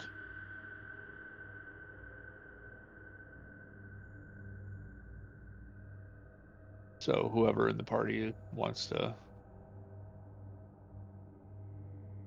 Well, I guess Dusk is all over the place, so we can say at that moment he's darting past Rincewind and stops when he speaks. And he'll say, Pillar.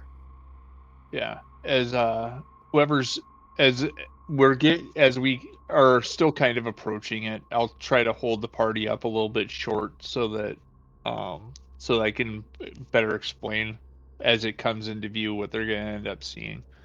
Um um I'm not does it appears like this is a, a architectural pillar or It looks like a wide pillar, maybe about like, honestly, like 100 feet wide, but kind of bits of rock jutting about. It's kind of past a large group of mushrooms that are glowing and not glowing. Plenty of zerk woods. And you would see kind of a small pool of water lapping up. and how high does this thing go? The pillar goes up into the clouds above.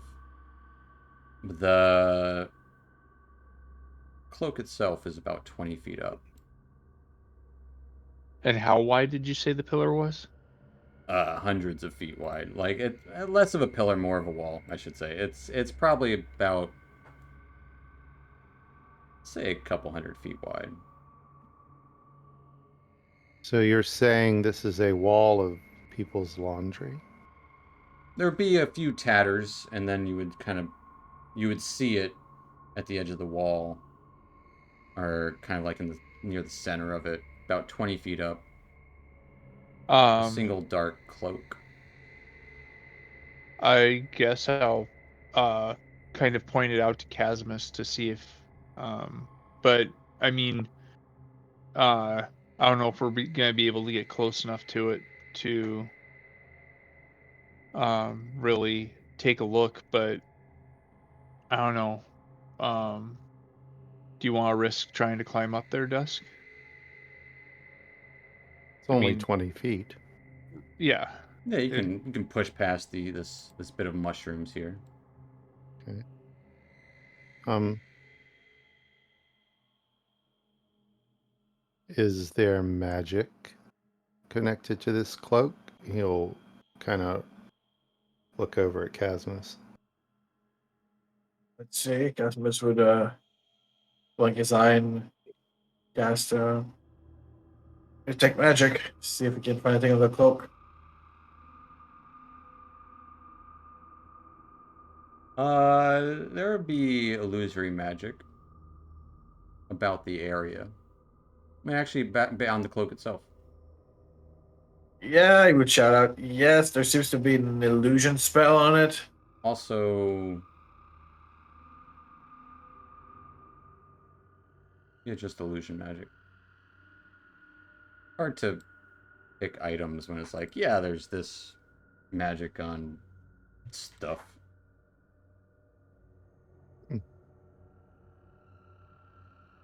Casmus, do you think that it's a magical item, or do you think it's an item that be might be An illusion.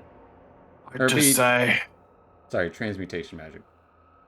transmutation.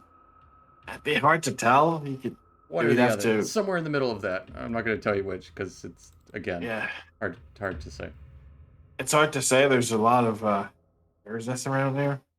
But it's either illusion or transmutation. Okay. I don't know anything about magic, but I've never heard of a lose mutation. Illusion or transmutation. Well, I think it's So what they call transmission. can we Yeah. get within 30 feet of this thing? Of the cloak? Absolutely. Okay. I am so wrong. It's abjuration.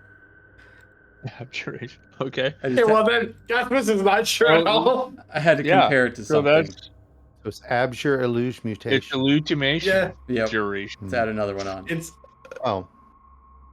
Perhaps we should poke it and see what happens. Dusk Okay. will twiddle his fingers and there'll be a dart between his, I guess he has fingers.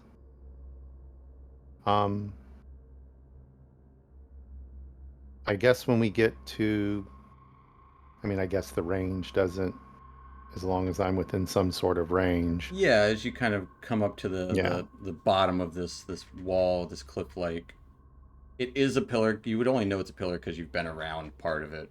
But going along this wall, as you're all gathering about, we throw a dart at the cloak.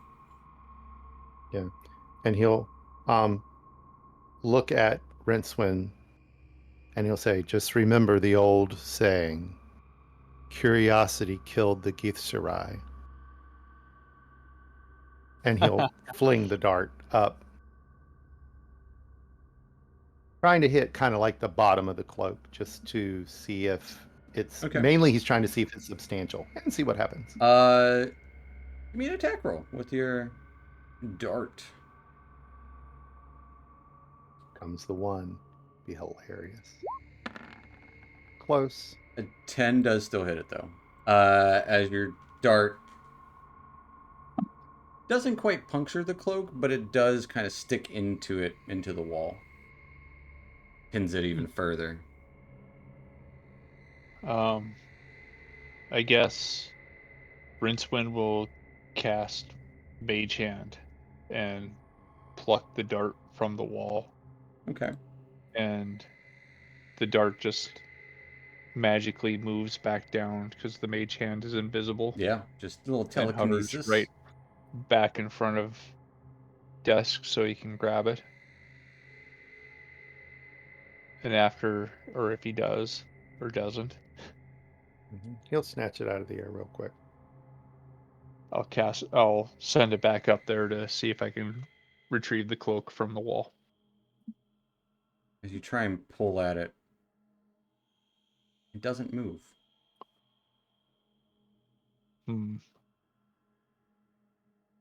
Well, it's stuck. Or it's heavy. One of the two, but I can't seem to budge it from here. And honestly, I was trying. I mean, if there's like a little corner that I could flutter with my mage hand, I would do that to emphasize the point.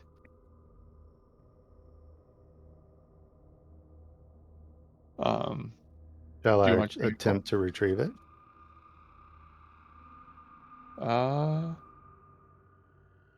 Yeah. Just make sure one of you are directly under me when I land. I'll need something soft. Can we kind of like take a look around, see if there's anything that might be laying in wait, see if there's like something above it or Absolutely. Give me a perception check. oops, that rolled twice. With Sorry. 26 perception. Now that you're closer, you would actually see a couple more of these cloaks about the area. Some a little higher up, some more spread out. Other also pieces tattered of cloth about the area. Do they all seem to be of the same cut? They are all different styles.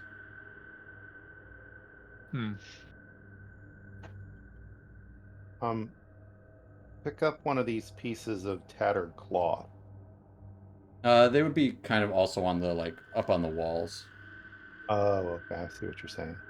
I would say with a 26, you'd be able to recognize that a couple of them are made of, like, spider silk. Others are more of, like, Does this leather. look like a trophy wall to you?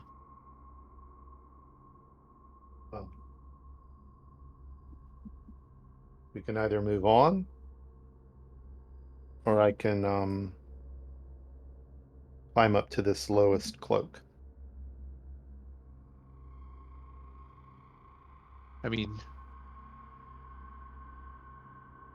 uh, To go I'll for leave that up to you. I can't reach it, and I would definitely say finders keepers. So Hmm. I'm gonna leave that to you. Very well. Casmus, stand directly below where I'm climbing. You're not gonna drop down, are you? I mean, And by finders keepers, I mean retrievers keepers is what I'm hmm. saying. Dusk will kind of scamper up the wall to reach the cloak. All right. Dusk, you scamper up the wall. It's just 20 feet. Nothing too hard as you climb up with your feline claws. Yeah, it's very similar to a cloak that you saw in that were offered. Hmm. One of those Hawafwis.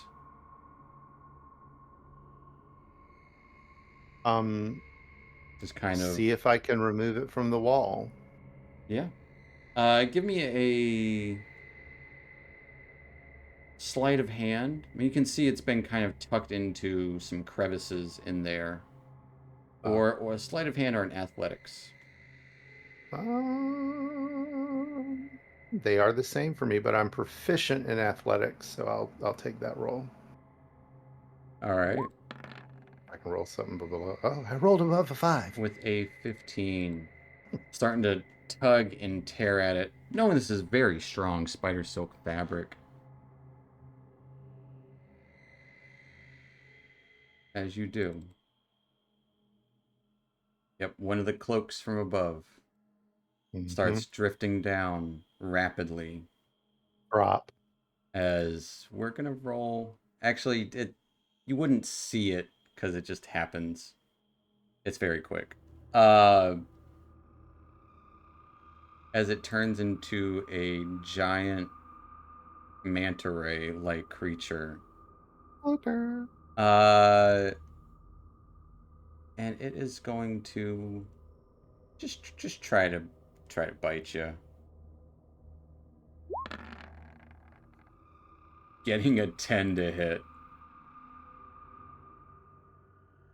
Hiss at it and bad at it, you know. Or actually getting a 12, but still not enough. I'm gonna bring you angry guys to a cat. map. This is a big map, but Ooh. it's a multi-purpose map. Bring you guys down there.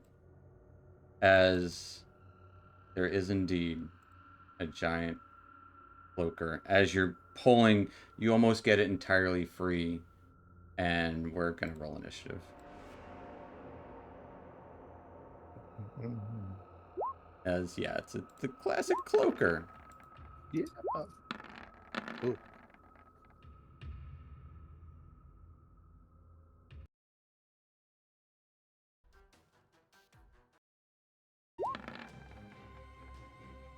Yeah, we'll do malicious.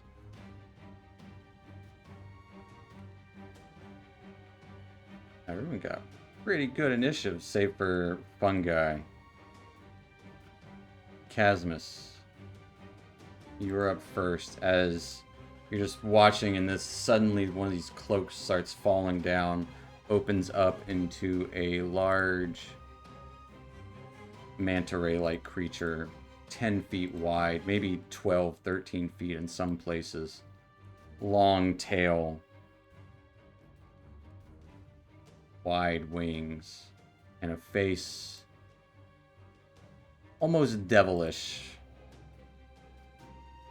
but not quite.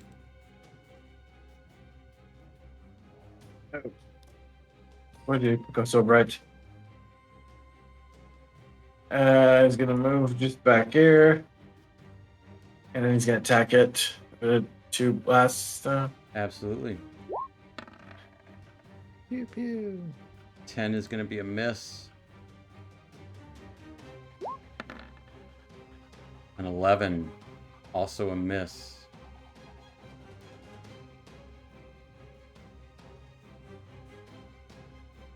Bonus action. We're gonna do X, and it's attached, so we're gonna X with him with the dexterity. All right, good old Dex. I'm going to use I don't have a foot thing. I'll say castle Dex. And that'll be it. All right, that'll take us to Turvy.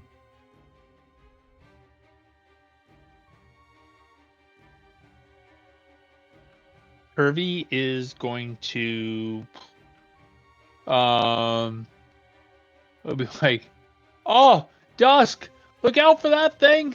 How far up is the 20. wall? Is it Dusk is 20 Did you feet say- up, right? and this thing is right up next to him. Okay. So probably Just use the Pythagorean theorem real quick. Yep.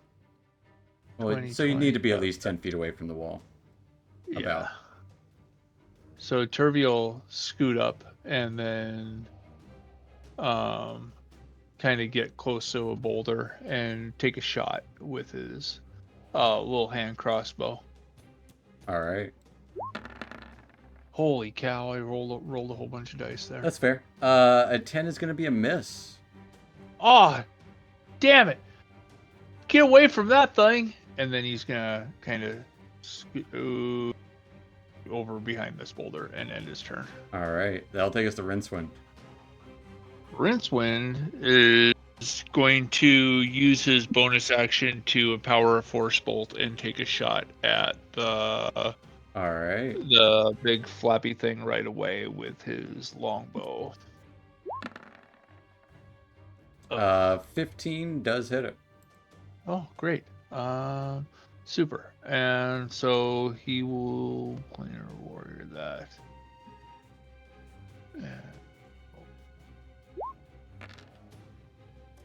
For 15 points of damage as it tears into this large manta ray's form reactively.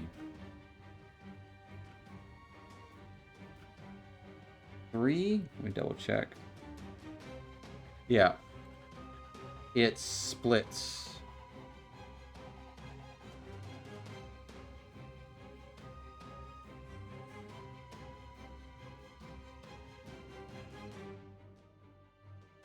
Yep. Into multiple forms.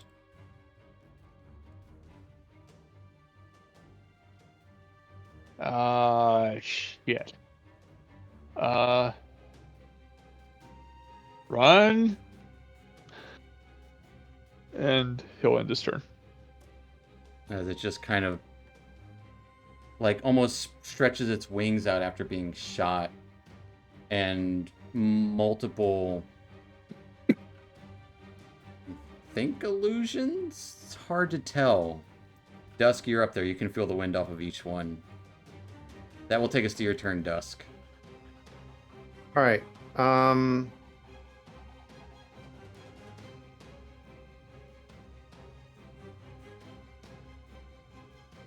Trying to reconcile a rule in my head and just gave myself a headache. All right. Dusk is going to take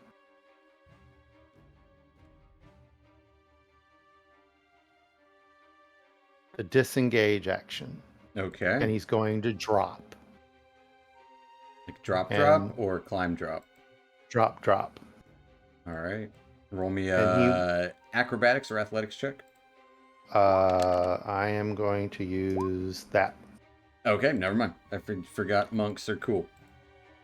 So what Dusk does is he just lets go, and he does a very slow in air flip. It's one of those surreal slow moments, but isn't really slow. And he will land very lightly, and then he will. I'm assuming the 20 feet counts as movement. I would say for slow fall, probably. Yeah. He's going to move back over here, and as a bonus action, then he will ignite Dawn, All right. and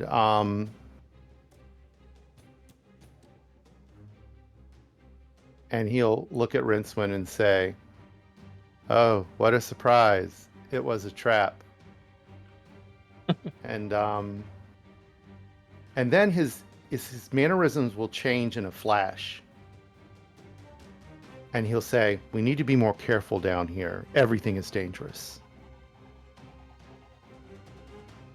And that's it. All right. That's going to take us to these guys' turn. They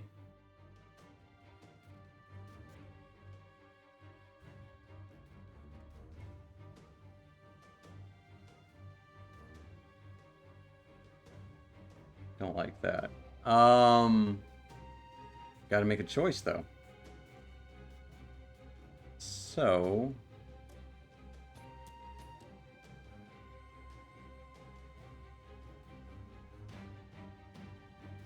one of them flies towards. I gotta measure something real quick.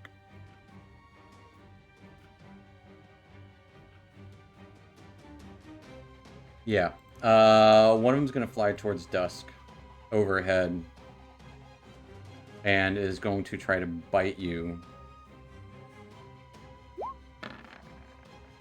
Getting a nat 1. Does it bite itself? It does not, but as it does, it's trying to like cover you up in it. Unsuccessfully. Meanwhile, all three, seemingly skirting around the light, are gonna do their best. Well, two of them are gonna go towards Fungi because that's all that fit there, and they're gonna try to bite Fungi. Getting a 14 and a nat 20 on Fungi. Nope, both miss.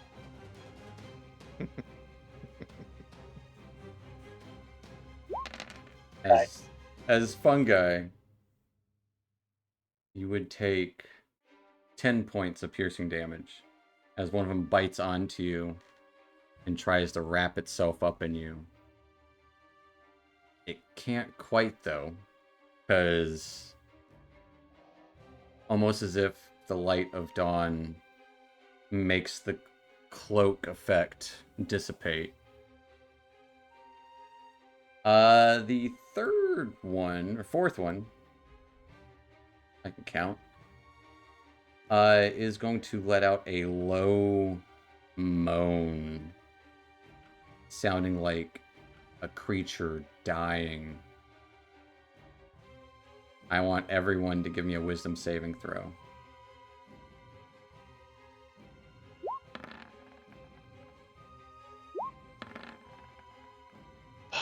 Some sauce.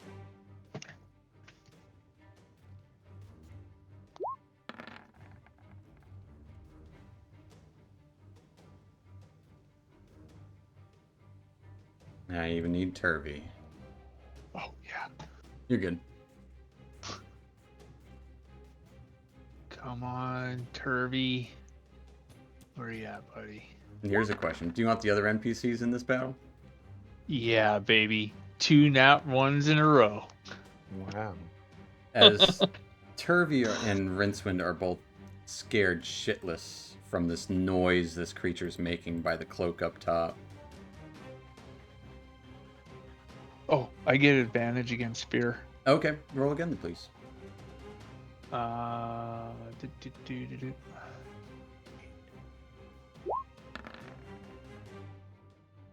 Wow. 3 in a row, baby. Wow. What are the odds? 1 in 4,000. Is that really the odds? Yep. I believe it. As yeah, Turvey and Rincewind scared shitless in this moment. Everyone else just barely makes it, except for Fungi. Fungi, yeah, it's no problem. That'll take us to Fungi.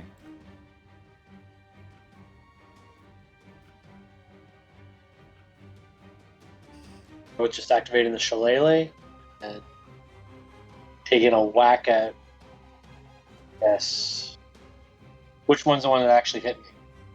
Everyone actually hit me. What did they roll? 14, 20. The south one. What I'm taking a whack at. 25 will hit it. Sorry, 1 in 8,000. Roll me a D8, if you will.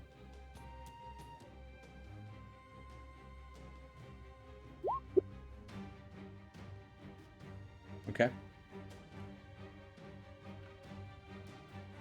As you whack into it, it kind of wraps up into your shillelagh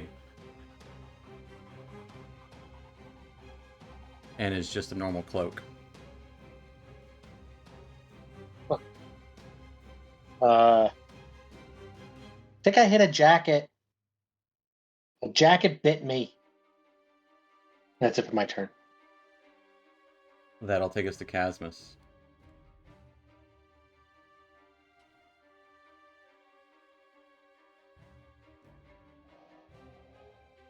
What's a Casmus doing? He's clicking everywhere.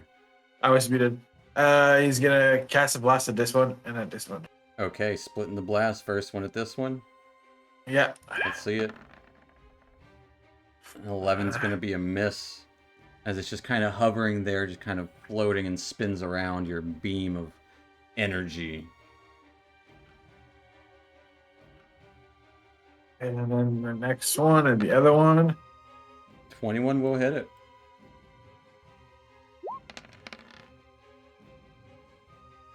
If you will roll me a d8, please.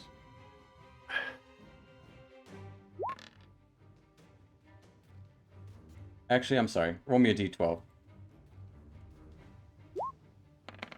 It's different. Okay. For 10 points necrotic damage. 10 total damage. Gotcha. As it blasts into the creature, it just gets taken aback for a brief moment. It's just kind of flapping so slowly. This thing shouldn't be flying with the rate its wings are flapping and the sheer weight that it is. This low moan just kind of filling the area. Anything else for Casmus? No, that'll be it. That'll take us to Turvey, who's frightened of all of them. So Turvey is going to be and he's going to. Can he take a shot? He can at disadvantage. All right, he's gonna shoot up at the thing that he just shot at up on the wall, or tried to shoot at it up on the wall before. All right. But oops, I'm not even on the right tab. Here we go. It automatically rolls advantage every time, so. Yeah, so we'll just take the whatever's the lesser of the two. Yeah. Yeah. I don't know how to turn that off. I can turn it off for you. 12 is going to be a miss, though. I'll go in there and mess with it real quick. And then he's going to... Now you'll see at the top it'll have advantage, normal, and disadvantage. And he'll end his turn. All right. There. That will take us to Rincewind. Also Rincewind. What does Rincewind have that he can do?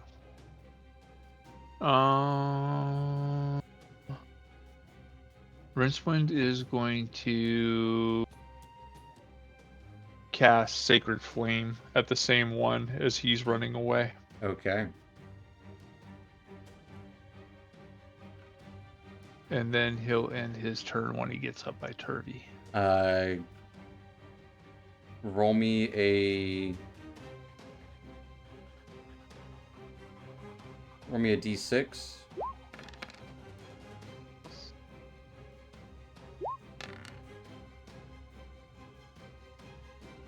As you flash this light, dex save.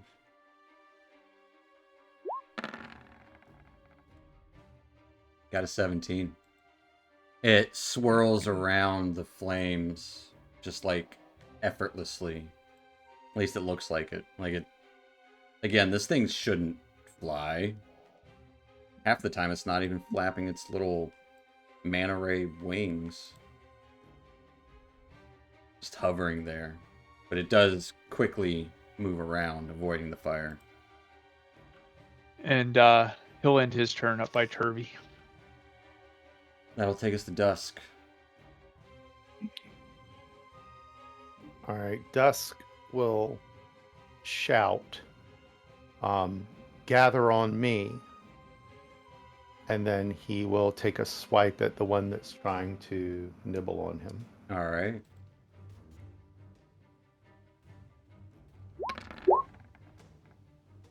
Oof. 12's going to be a miss. And he will follow through and swing again. What the hell? Also missing, as if almost Dawn seems frightened of the darkness within this creature. And then he will leap up slightly and do a spin kick. Okay. All right, what's going on? Wow. To be Th- fair, this game is being more ones. I've rolled a bunch of nat ones with these guys too.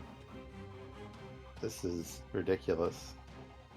Dusk will snarl at his ineffectiveness, 'Cause it almost seems to pass right through it. and he will shout again, gather on me. But if he moves,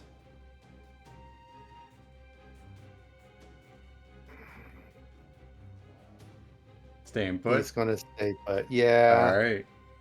Thought That- about. Yeah, okay. That will That's it. take us to these guys. One of them darts over here, hovering above Turvy and Rincewind. This one here is going to try to... Actually, we'll start with Dusk. No, we'll start with Rincewind and Turvy. Going for Rincewind. This thing is going to try to bite Rincewind. Okie doke. Getting a 9. It was gonna miss.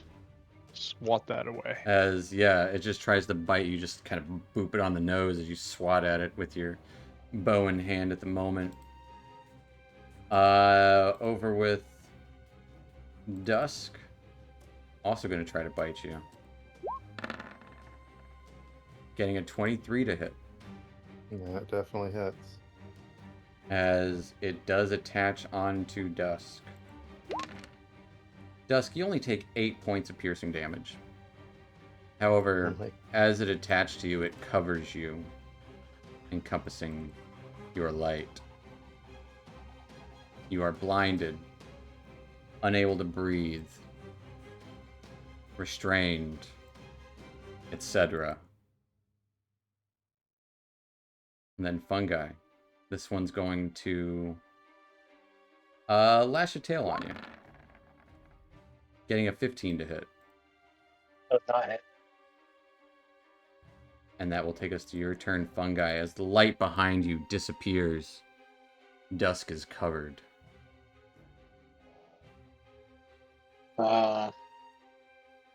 Need to deal with this one in front of me first, so I'm going to take a whack at it. All right. 21's going to hit. Roll me a d6.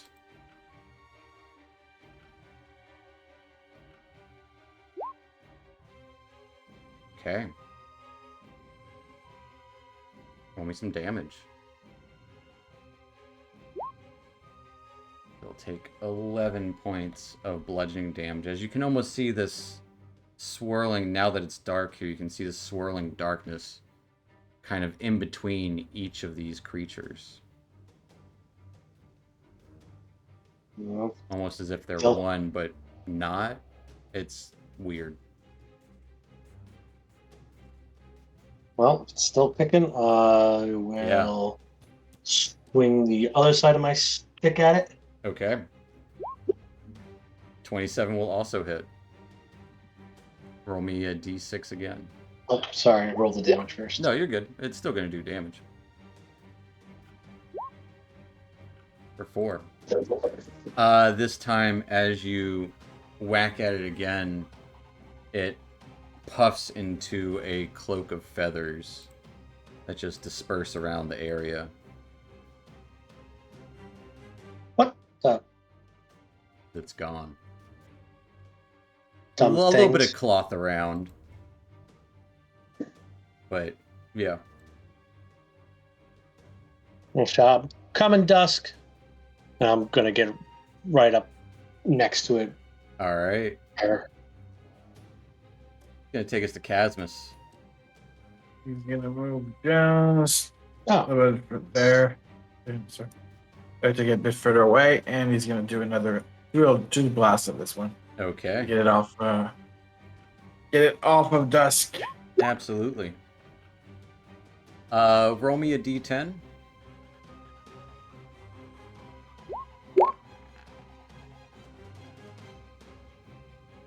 Okay. As you blast it, here's the weird thing. The one over by Rincewind and Turvey disappears.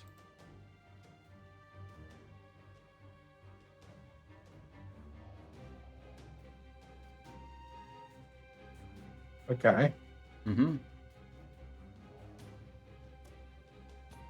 So we're gonna do another blast. Okay.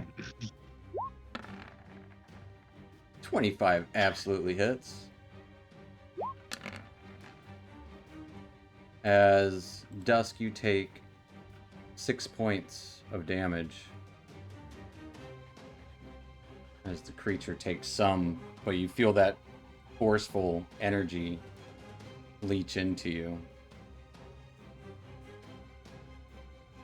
Anything else for Casmus? No, that'll be it. As it almost seems to absorb part of the blast. Just kind of its body ripples along as it has Dusk covered. That'll take us to Turvey. Turvey's gonna be like, "Oh, is he still afraid?" By the way. Yeah. So Turvey will still end up taking a shot at the All right. thingamadoodle. Disadvantage anyways, might as well. Mm-hmm.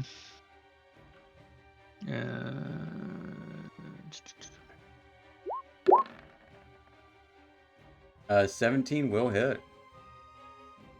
Oh, is that a disadvantage or was that just a regular? That's regular. Yeah. So you can Alright, one set more. it at the top now. Advantage, disadvantage. Okay. 17 will you. hit. Okay. As Dusk takes 1 point of piercing damage. As the cloaker. Dusk takes 1 point. Yep. Oh. I mean, you guys don't know that. You would see it pierce into it, but again, it just kind of ripples around, squeezing. And then I don't know. Does he have to run away still, or He doesn't have to run. You just can't move closer. Okay. Until then you break line of sight, you can. That's the only time you can roll for a new save. Okay. And he'll end his turn there. That'll take us to Rincewind. Also frightened. Rincewind is gonna take a shot too because he doesn't know any better. Yeah. He'll load it up with force though too because Yeah. I mean, Hey, if you keep rolling Sorry, odd Dusk. numbers, the thing will take more damage than Dusk. there you go. Okay.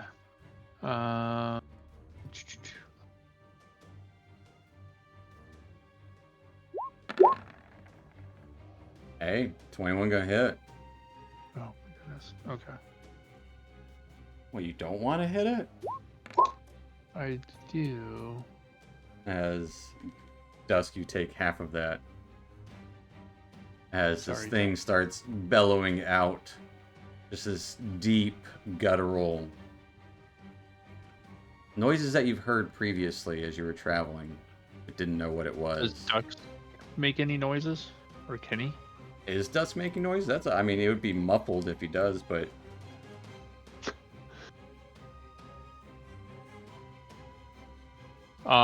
And then he'll Rincewind will end his turn.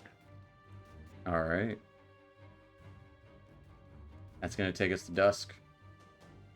I have the restrain condition. You're restrained, blinded, and suffocating.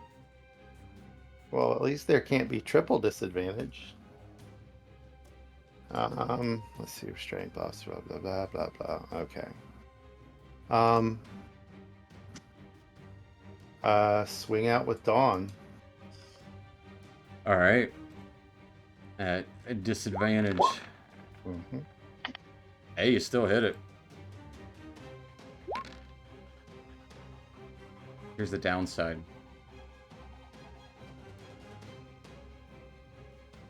You take 7 radiant damage. As its body ripples, you feel it too. All right. And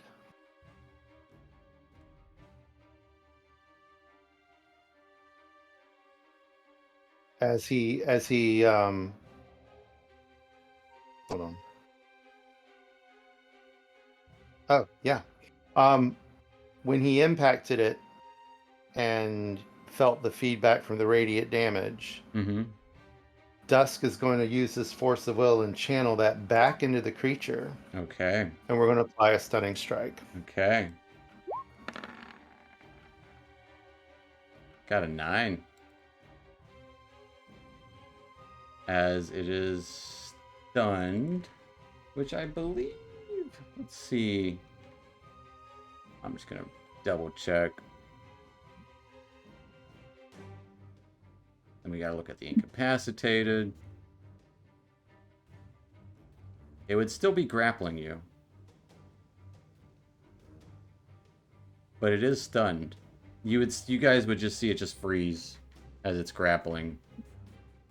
Just kind of hovering there, its tail waving about, but its eyes kind of roll back into its head. And as a bonus action, well, we'll go ahead and take our second swipe. Okay.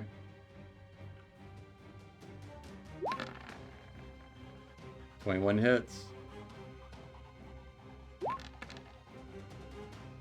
As you would take 4 points of radiant. And then, as a bonus action, thump myself on the chest Okay. and apply Hand of Healing. Fair enough. That'll take us to the creature's turn. As it's just sitting there, its eyes rolled back into its head. You can notice these air holes in the back of it as it's just kind of encompassing a steady, cozy hug. That'll take us to Fungi. Right, pulling it off of Dusk. Give me an athletics check. I'll give you advantage because it's stunned.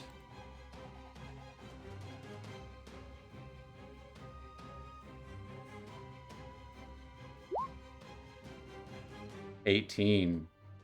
Using your little hands. Yeah, you pull it off of Dusk. Kind of You okay, buddy? lifting up the flaps. It'd probably be easier to pull Dusk out. But Dusk is still Yeah. swinging. getting a good breath Wow. finally.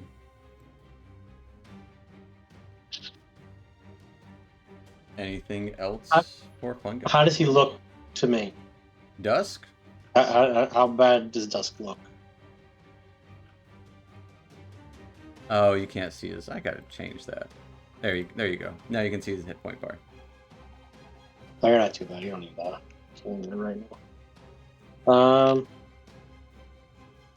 And I can't. I didn't use my attack, so nope. Then I got nothing else I can do. All right. Taking us to Casmus. He's gonna again do a blast at him. Okay. Or actually, no, he's gonna get right close and he's gonna do a shocking grasp. Okay. Let me get the sheet out.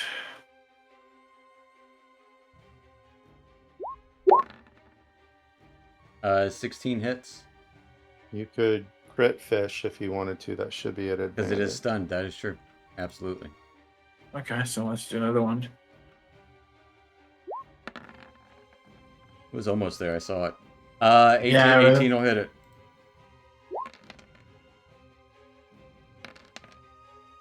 As it'll take 12 points of damage. Thing's still going. Still going strong. Well, not strong. It's still going. It looks beat to shit, honestly. It's still stunned, so and he's gonna move back a little bit. Absolutely. That'll take us to Turvy. Still frightened. Kirby's shakily gonna bring his short crossbow up or hand crossbow up and fire one more time. Alright. At disadvantage. 6 is going to be a miss. Going wide, just shaking. And he'll end his turn. Alright. Rincewind. And Rincewind will also use his bonus action to force and power a bolt or arrow and take a shot with his longbow. Okay. Boop, boop, boop, boop, boop. Why- 21 gonna hit.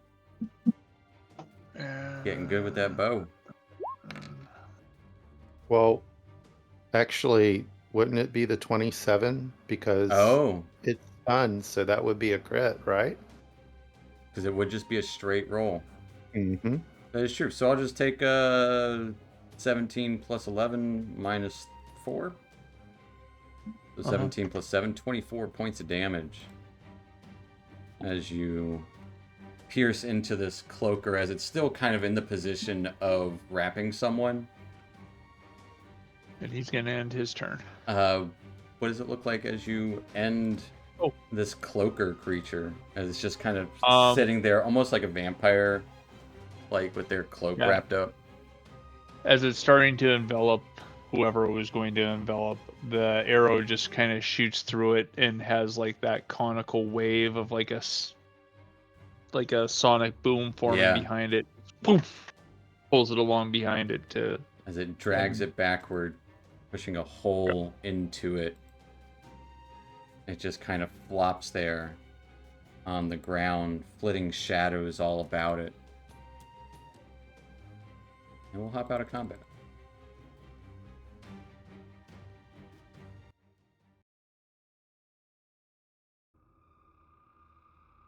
Turvy and Rincewind are no longer frightened. Ooh. The creature, not bleeding blood, but shadows. That is what's falling off of it.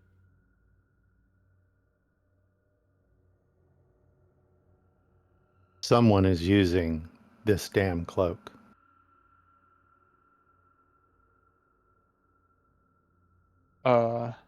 Let me see. Yeah, you would have gotten it out. See. Yeah, he'll scamper back up and get it. It's similar to what you guys have seen. It's a Puwafwi. Essentially a cloak of Elvenkind. That doesn't like sun too much.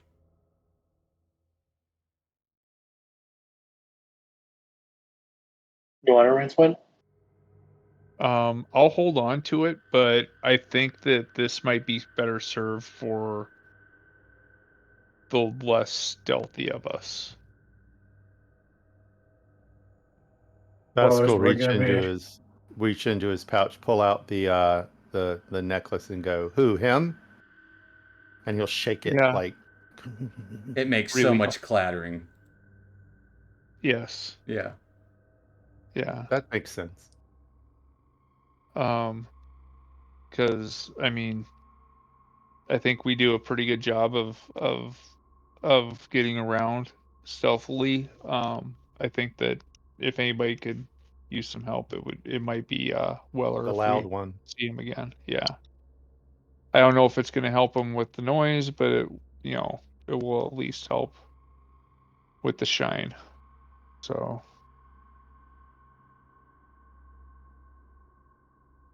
so we can hold on to that. I'll fold it up and put it in my backpack for now. And then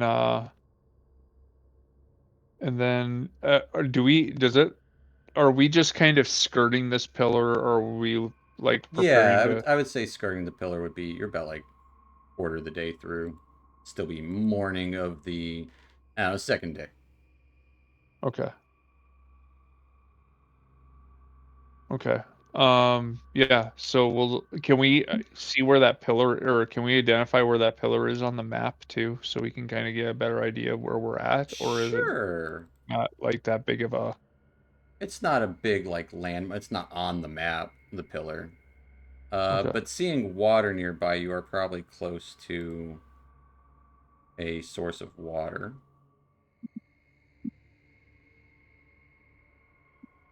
Bring you back to this bad boy.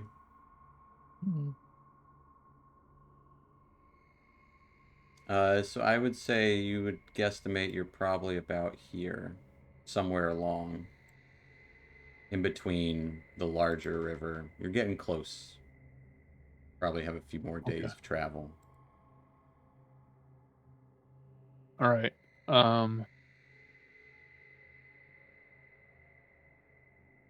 Okay. Well, we can keep going until we can find another spot, or I mean, it looks like we still have a long ways to go. Let's move away from this recently monster occupied area and find a place to Yeah. rest for a moment, and then we can move on. Trying to look for somewhere for a short rest. Yeah, Yeah. it makes sense at this point. All right. We'll say with the fungi looking ahead, with your bat would be up ahead somewhere right now, coming back to you. Give me a perception check. See if there's any. I guess it'd be with the bat technically, but yeah, that'll work. With a 17, you actually see a small cave, actually a large cave. Or your bat would tell you it saw a large cave lined with blue, lightly glowing mushrooms that seems easily defensible along the direction you guys were headed.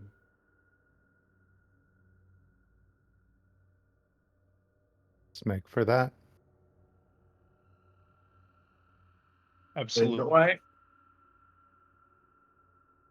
And heading toward this cave, we'll say Dust, give me a survival check, trying to see what kind of mushrooms are around this cave and inside, if any of them are usable. The 23. Noting around this, the double check something.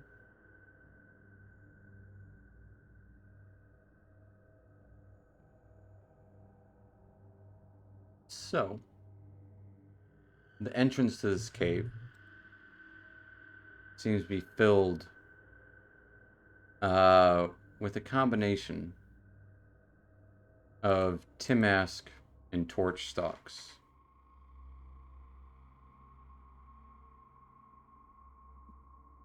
And seeing these before, they don't usually grow together, but when they do, it can be a deadly combination. Combustible. Well, one of them sparks fire easily, whenever it is. Well, not all of them. There's like a 1 in 6 chance that they'll explode.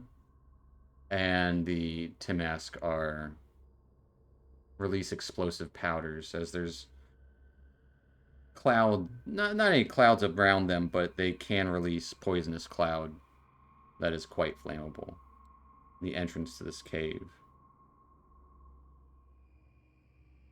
Does it look like, knowing this, they would be easy to circumvent to enter the cave? I would say it's not easy to circumvent, but you can try to. If so, how? Could these mushrooms be neutralized with some water?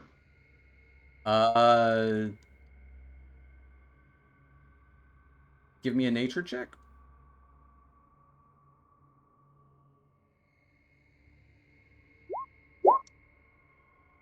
$21. Yeah. So they like water. Water helps them grow.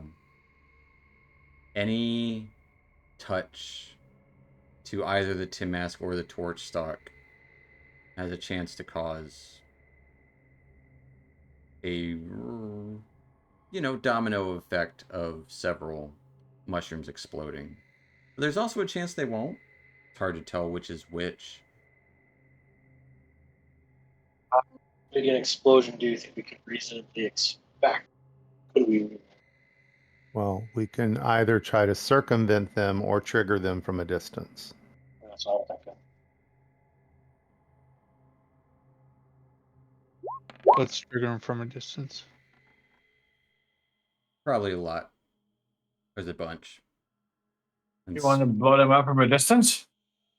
Well, if we can get a chain reaction Set going, up, maybe we yeah. can take one shot. I can shoot them with a blast, and we can shoot So them we from a need to figure out distance. how far we need to be away from it so that we're not caught in said line. Yeah. Well, I believe Wait. Casmus has quite a range with his, As long as I Blast. see it, yeah. so we could get at his extreme range. He likes to blow things up. I mean, who doesn't? Never deny somebody that. We Just know how far we The can. downside would be this may attract attention. We don't really have a problem with that in the first place. Yeah, I think Actually, we're we're- attracting enough attention right now. Actually, if we're far away enough, let anything else come to where it is. And if we think it's bad, then we can ambush it. 120 feet away. Sounds very logical.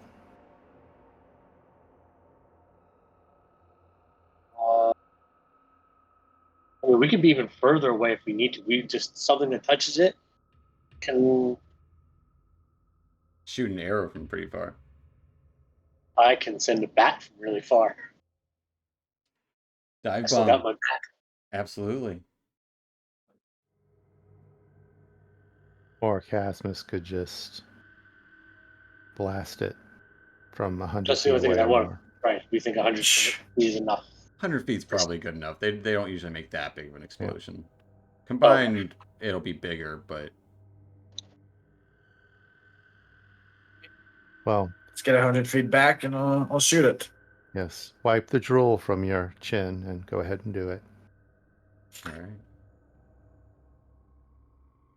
You stay back away from this cave. Casmus launches an Eldritch Blast Yep. from a distance, shooting these mushrooms. Go and roll me some Eldritch Blast attacks. Not that it really matters, but as long as you don't roll like a 1, essentially. Yeah, you easily hit one of these mushrooms, releasing a little bit of sparks of light, slowly kind of singeing into another one that actually does make maybe like a 5-foot explosion, which then causes, again, a chain reaction of gas to expel and then explode even more, and then it's just this combination gas, fire, gas, fire, fire, fire, gas, as the entirety opening of this cave erupts into a loud, rumbling boom. And right before that boom, you would hear cries. Well, actually, you would hear yells of confusion. Hey, did you touch? Hey, no! As this explosion covers the voice of within. Smoke, cinders, ash, covering the place in a mere instant. A little bit of the cinders still smoldering. The opening is clear.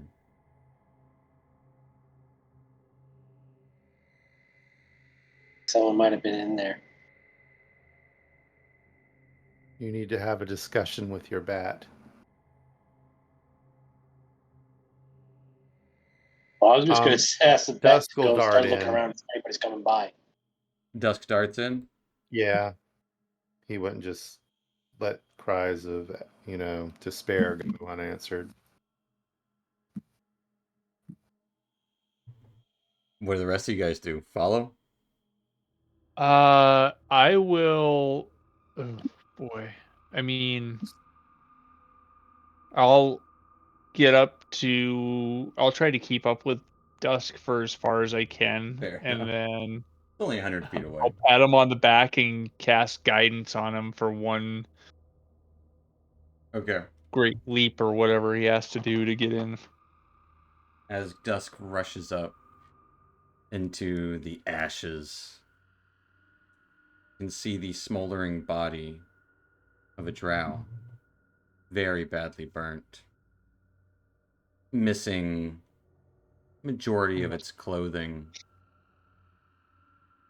As you rush up and see this, in this kind of blue cavern of blue light beyond, wide, but maybe about 30 feet tall, 70 or so feet wide, you would see a lighter skinned, almost a bluish color, elvish skin, with whitish blonde shock of hair rushing up to you as a voice calls out, "What happened? Terrible? Oh. Hey, did you see what happened?" Kind of not paying attention to this other individual. Reach the burnt one. I mean, are they dead? Very much so.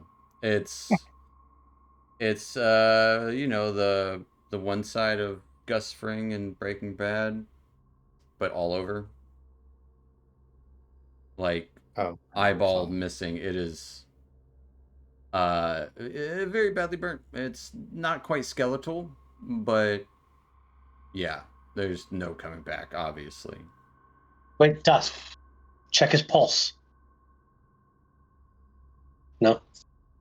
Dusk will just look back with a withering stare.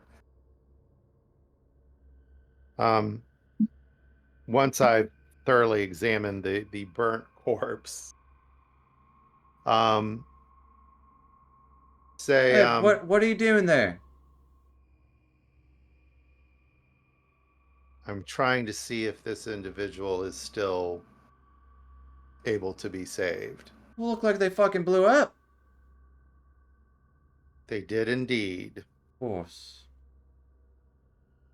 Just my luck.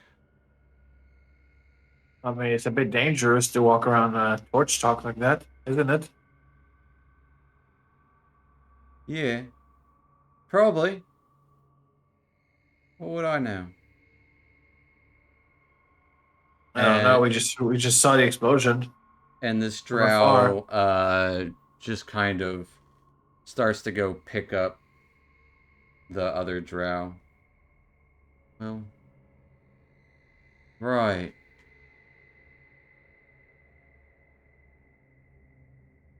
Oh, you knew the dangers. Slings his crusty body over their shoulder. Got a camp up ahead if you're hungry.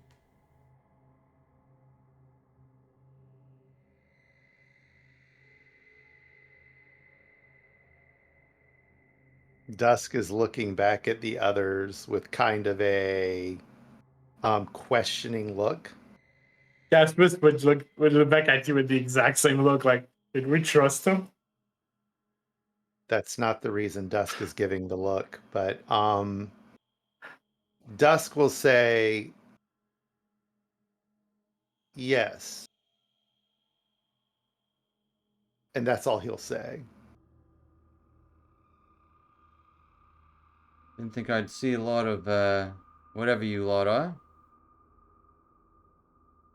Sure. What is the race of this individual? They're drow. Okay. Wasn't sure. Like, maybe you think like half drow, half moon elf, but give me a... You have a pretty keen perception. You would notice bits of the reason their skin color is kind of bluish.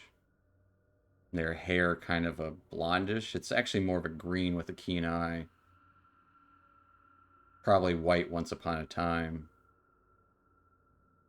You see a kind of thin layer of mold all over them.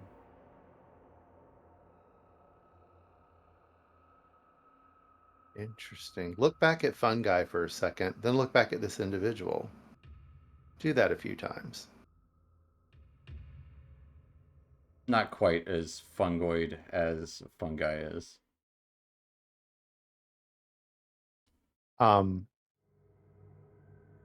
Yes, we can discuss more of this at your camp. Oh, great.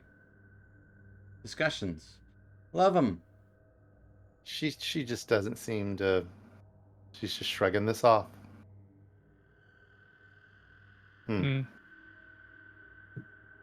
Doesn't really give an expression one way or the other.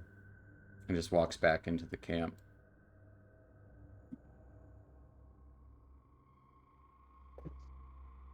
You guys, What is you this? guys follow? I'm Yeah. not sure we should trust him. We haven't had the best things with drows other than Weller. All the other ones have been trying to get us back to that prison. The traders weren't too bad. Well, Until they ratted us out and we got attacked in the middle of the city. They didn't. They warned you. Jury's still out in Rincewind's eyes. That's fair. But what do you guys do? I don't know. I'm pretty sus of the drow, so if Dusk starts heading towards the camp, I will reluctantly fall in line. yep. He will follow the drowish thing. Camper along too. Might as well see what they're doing here. As Well, you... Go ahead. Casmus would also reluctantly follow the rest. Look at it this way. Should Weller reappear in the midst of all this, he will have quite an enjoyable fit to watch. But following this drow for a couple of minutes into this cave, seeing these large, almost like flower-like, blue, lightly lit mushrooms, and more of that kind of orangish, thick, petal-like fungi, and vines kind of running along the walls. There's a clear path here. It seems like a walkway almost. Or at least a footpath that's been used several times over. But off the beaten path still. As you approach the camp, you would see what looks to be a broken down wagon, a couple of backpacks, an unlit and used campfire, and a Hookor just standing there, motionless, with its hooks down into the ground, its face kind of down. Doesn't have any whiskers, eyes blacked out by some sort of fungus, and you can see on its thick shell fungus and mold as well. And as you approach, that'll be where we'll end tonight, as hopefully we'll have Weller back next time. But you guys are somewhere and on your way. We'll pick up there next week, folks, so thanks for watching, and we'll see you next time. Good night, everyone. Night, Ernest. Night.